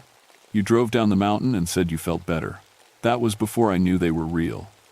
Her voice had this dreamy quality, like she was talking in her sleep. "They showed me where their husbands are buried. Down in the valley, in graves nobody tends anymore." Dr. Comfortwise grabbed my arm. "Keep her talking. We're 20 minutes out." "Sarah, who's there with you? Can you describe them?" "There's Margaret, who lost her husband at Bull Run, and Catherine, who never got word about Gettysburg, and Emily, whose husband died of fever in a prison camp." She paused. "They've been waiting here for so long, Elizabeth, waiting for their men to come home. Sarah, those women died over 100 years ago." "I know, but grief doesn't die, does it? It just keeps growing, year after year, until it becomes something else entirely." I heard wind howling through the phone, but when I looked out the visitor center window, the trees weren't even moving. "Sarah, listen to me. Whatever you're seeing isn't real. You're experiencing a grief hallucination brought on by stress and trauma. Dr. Comfortwise and I are coming to help you." "Help me what? Keep living with this pain forever?" Her voice was getting fainter, like she was moving away from her phone. "They showed me the truth, Elizabeth. Some losses are too big to survive. Some grief is too deep to heal. That's not true. I know, because I've been where you are. I lost my husband 3 years ago, and I wanted to die too, but the pain does get smaller. It never goes away completely, but it gets manageable. You don't understand. They explained it to me. The widows who jumped didn't die, they joined something larger. A family of women who understand loss so complete, it changes the shape of your soul. The line went quiet except for that impossible wind. Sarah? Sarah, are you there? Dr. Comfortwise was already heading for the door, his medical bag in hand. We jumped in my truck and drove up the winding road faster than we should have, my radio crackling with static. When we reached the parking area, Sarah's car was there, driver's door hanging open, keys still in the ignition. Her purse sat on the passenger seat, cell phone on top, still connected to our call. We ran to the overlook and found her standing at the stone barrier, staring down into the mist-filled valley. She wasn't alone. There were women with her. Translucent figures in long dresses and black mourning veils, standing along the cliff edge like a receiving line. They flickered in and out of sight, becoming solid for a moment before fading back to smoke and shadow. Dr. Comfortwise stopped so suddenly I almost ran into him. "Dear God," he whispered. The ghostly women turned to look at us, and their faces were the most heartbroken things I'd ever seen. Hollow eyes that had cried every tear they had. Mouths open in silent wails of grief that had lasted more than a century. Sarah turned too, and her face looked exactly like theirs. "I'm going to join them," she said, and her voice echoed with the sound of all those other women speaking at once. "I'm going to help them wait." She stepped up onto the stone barrier. That's when I realized we weren't dealing with ordinary ghosts. We were dealing with grief so powerful it had become a living thing, feeding on sorrow and growing stronger with each new widow who joined its endless vigil. And it wanted to recruit me too. "Sarah, stop!" I lunged forward, but Dr. Comfortwise caught my arm. "Don't get too close," he whispered. "They're trying to pull her in." The ghostly women were reaching out to Sarah with translucent hands, and where they touched her, her skin began to fade. She was becoming like them, piece by piece, transparent and lost to everything except grief. "I can feel their husbands calling," Sarah said, her voice growing distant. "From the battlefield, from the hospitals, from the graves nobody visits. They're still waiting for their wives to join them. Sarah, your husband wouldn't want this for you." I kept my voice steady, using every crisis intervention technique I knew. "Think about what he loved about you. Think about the life he wanted you to live." For a moment, she hesitated. The ghostly women hissed like wind through dead leaves, and their grip on her loosened. But then one of them, a tall woman in a tattered wedding dress, leaned close to Sarah's ear. I couldn't hear what she whispered, but Sarah's face crumpled with fresh pain. "He's calling my name," she sobbed. "David is calling for me. They showed me where he is." She stepped toward the edge. I broke free from Dr. Comfortwise's grip and tackled her, pulling her back from the barrier. The moment I touched her, a wave of grief hit me like a physical blow. Not my grief for Jake, but something older and deeper. The accumulated sorrow of every woman who'd ever lost everything that mattered. For a second, I saw what Sarah saw. A valley full of graves, and ghostly men in uniform standing among the headstones, calling out names and voices thick with longing. I saw Jake too, standing at the edge of the cemetery in his climbing gear, reaching out to me with a smile that broke my heart all over again. "Elizabeth," he said, and his voice was exactly like I remembered. "I've been waiting for you." The pull was incredible. Every part of me wanted to let go, to run to him, to end the 3 years of missing him that felt like a wound that would never heal. But then I remembered something Dr. Comfortwise had taught me. Grief lies. It tells you the pain will last forever. It tells you there's no point in going on. It tells you that love means suffering, when really, love means living. I dragged Sarah away from the cliff edge and shook her hard. "Look at me. Look at my eyes, not at them." She blinked, and for a moment her face cleared. "Elizabeth, what's happening to me?" "You're being influenced by something that feeds on grief. Something that wants to trap you in your worst moment forever." I helped her stand. "We need to get you away from here." The ghostly women shrieked, a sound like wind tearing through broken glass. They moved toward us, and the temperature dropped 20 degrees in an instant. Frost formed on the stone barrier, and our breath came out in visible puffs. Dr. Comfortwise stepped between us and the ghosts. "You have no right to her," he said firmly. "Grief is meant to heal, not to consume." The woman in the wedding dress laughed. A sound like crying played backward. "Heal?" she said, and her voice came from everywhere at once. We have been grieving for 160 years. There is no healing from love cut short by war and death and loss. There is, Dr. Comfortwise said, but you have to choose it. You have to stop feeding on your pain and learn to remember love without drowning in it. Easy words from a man who has never lost everything. The ghost woman's form solidified, and I could see the details of her face clearly. Young, beautiful, and utterly destroyed by sorrow. I am Margaret Whitmore. I married my beloved James 3 days before he left for Bull Run. I waited for him for 2 years before I learned he died in the first charge. Tell me, doctor, what healing exists for a love that lasted only 3 days but was meant to last a lifetime?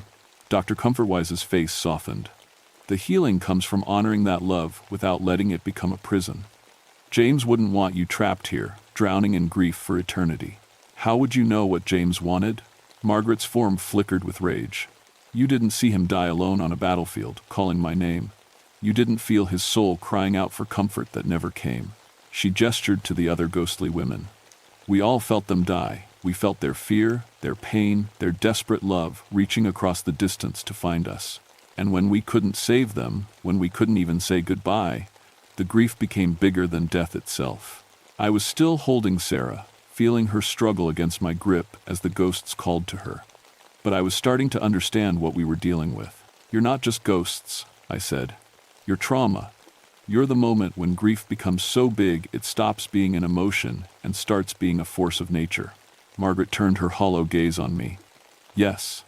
And you know this feeling, don't you, Elizabeth? You know what it's like to lose the other half of your soul.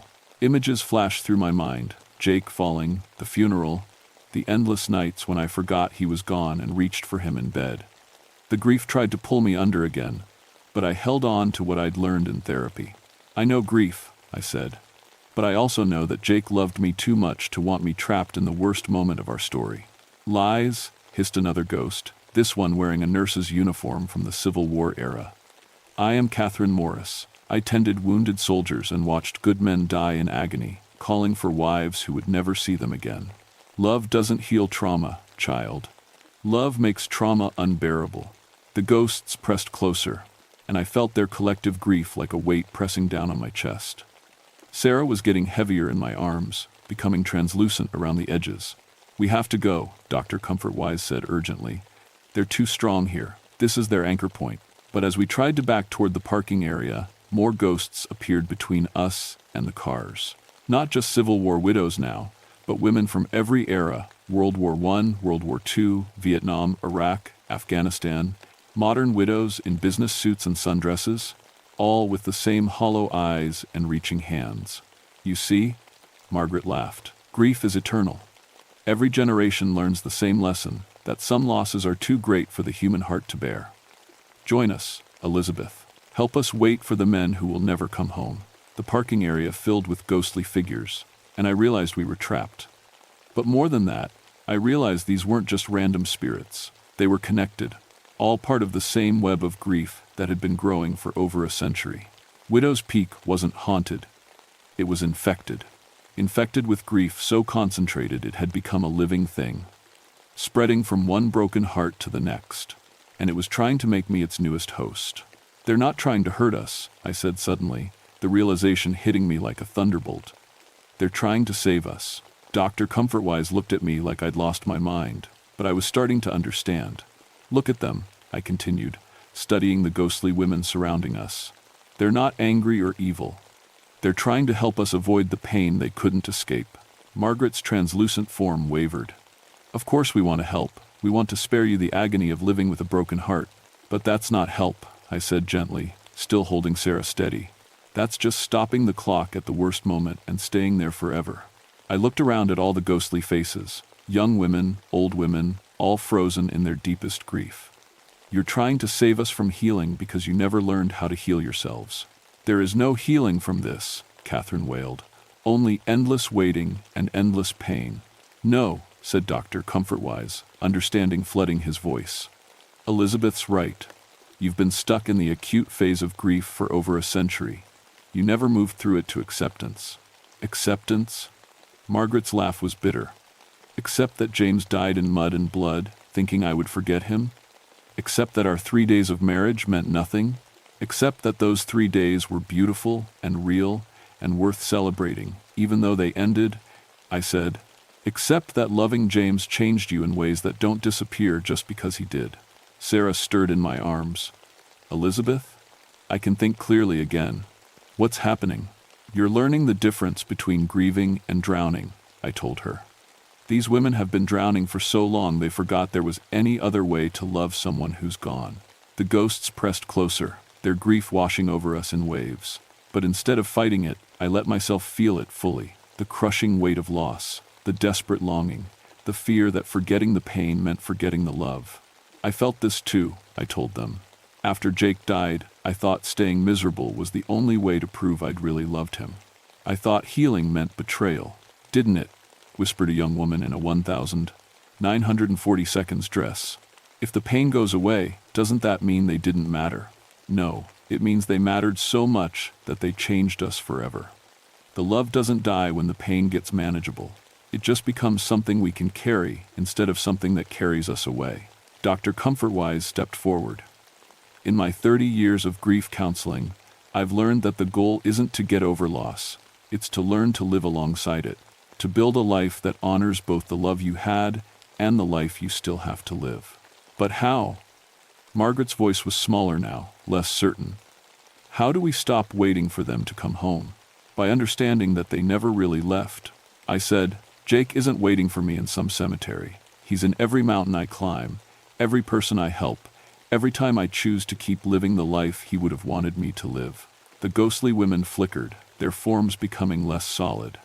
Some of them looked confused, like they were waking up from a very long dream. We could. Remember without drowning? Asked Catherine tentatively. Yes, Dr. Comfortwise said. Grief isn't supposed to be a permanent prison. It's supposed to be a bridge between the love you had and the love you can still give to the world. Sarah stood up straighter, her body becoming solid again. David wouldn't want me to stop living. He'd want me to live enough for both of us. One by one, the ghosts began to fade. Not disappearing, but becoming lighter, less anchored to their pain. I saw understanding dawn on their faces as they realized they'd been trapped not by death, but by their own refusal to let grief change into something bearable. But Margaret remained solid, her wedding dress rippling in an unfelt wind. It's too late for us, she said sadly. We've been in this place too long. We don't remember how to be anything but heartbroken. It's never too late, I said, but you have to choose it. You have to choose to honor James by being more than just his widow. For a long moment, Margaret stood at the cliff edge, looking down into the misty valley. Then she turned back to me. Will you help us remember? I took a deep breath. I'll try. But you have to stop trying to recruit new widows. You have to stop spreading the infection of endless grief. We thought we were helping, she whispered. I know, but real help means teaching people to swim, not drowning with them. Margaret nodded slowly, and I felt something shift in the air around Widow's Peak. The oppressive weight of accumulated sorrow began to lift, replaced by something gentler but no less profound. How do we begin? She asked. I looked around at the remaining ghostly women, all watching me with hope instead of desperation for the first time in over a century. We begin with the truth, I said. Your husbands loved you. They wouldn't want you trapped here. And loving them doesn't require suffering forever. The sun broke through the mist for the first time in years, and Widow's Peak felt like a different place entirely. 6 months later, I stand at Widow's Peak Overlook with a small group of people who've lost spouses to war, accidents, and illness. It's become an unofficial grief counseling retreat, a place where people learn the difference between honoring love and being imprisoned by it. The ghostly widows are still here, but they're different now. Instead of trying to drag the living into endless sorrow, they help people process their grief in healthy ways. Margaret appears to young widows who are drowning in despair, not to recruit them, but to show them that love can survive without pain being permanent. Dr. Comfortwise has documented the whole thing, though he keeps the supernatural elements out of his official reports. He says the important thing isn't whether people believe in ghosts, but whether they believe in the possibility of healing. Sarah comes to our monthly gatherings. She started a scholarship fund in her husband's name and is taking classes to become a grief counselor herself. She says David would be proud that his death led to something that helps other people live. The suicide rate at Widow's Peak has dropped to 0. Word has spread quietly through the community that it's become a place of healing instead of a place of ending. People still leave flowers, but now they're celebrating love instead of mourning its absence. I've changed too. I still miss Jake every day, but the missing has become gentle instead of crushing. I can think about our good times without drowning in our last moment. I can love him without hating my life after him. Margaret visits me sometimes, usually when I'm working late at the visitor center. She tells me about the other ghostly widows learning to let go, about Civil War soldiers finally able to rest because their wives stopped trying to die to reach them. We thought love meant suffering, she told me last week. We forgot that love means wanting the best for someone, even when they're gone. The strange thing is, I've started seeing other supernatural activity in the park. Not malevolent stuff, just spirits who got stuck in trauma and forgot how to move forward. A hiker who died in a storm and kept trying to save other hikers from the same fate, even though his interference made things worse. A ranger from the 1,950 who couldn't accept retirement and kept trying to do his rounds decades after his death. It's like Widow's Peak was an anchor point for all kinds of unresolved trauma, and once we cleared the grief infection, other stuck souls started finding their way to healing too. Dr. Comfortwise thinks we've stumbled onto something important about how trauma can become a self-perpetuating force, spreading from person to person across generations until someone breaks the cycle. He's been consulting with other parks that have similar problems, places where tragedy created a kind of emotional quicksand that trapped both the living and the dead. I don't know if we're dealing with real ghosts or just the psychological imprint of intense emotions, and honestly, I don't think it matters. What matters is that Widow's Peak has become a place where people learn that love is stronger than grief, even when grief feels like the most powerful force in the universe. Sometimes, late in the evening when I'm closing up the visitor center, I hear the sound of women talking softly on the mountain. But it's different now. Instead of endless crying, it's the murmur of people sharing stories, offering comfort, teaching each other that healing is possible. The widows are still there, but they're no longer mourning, they're remembering. And sometimes, in the space between sunset and dark, I swear I can hear them laughing.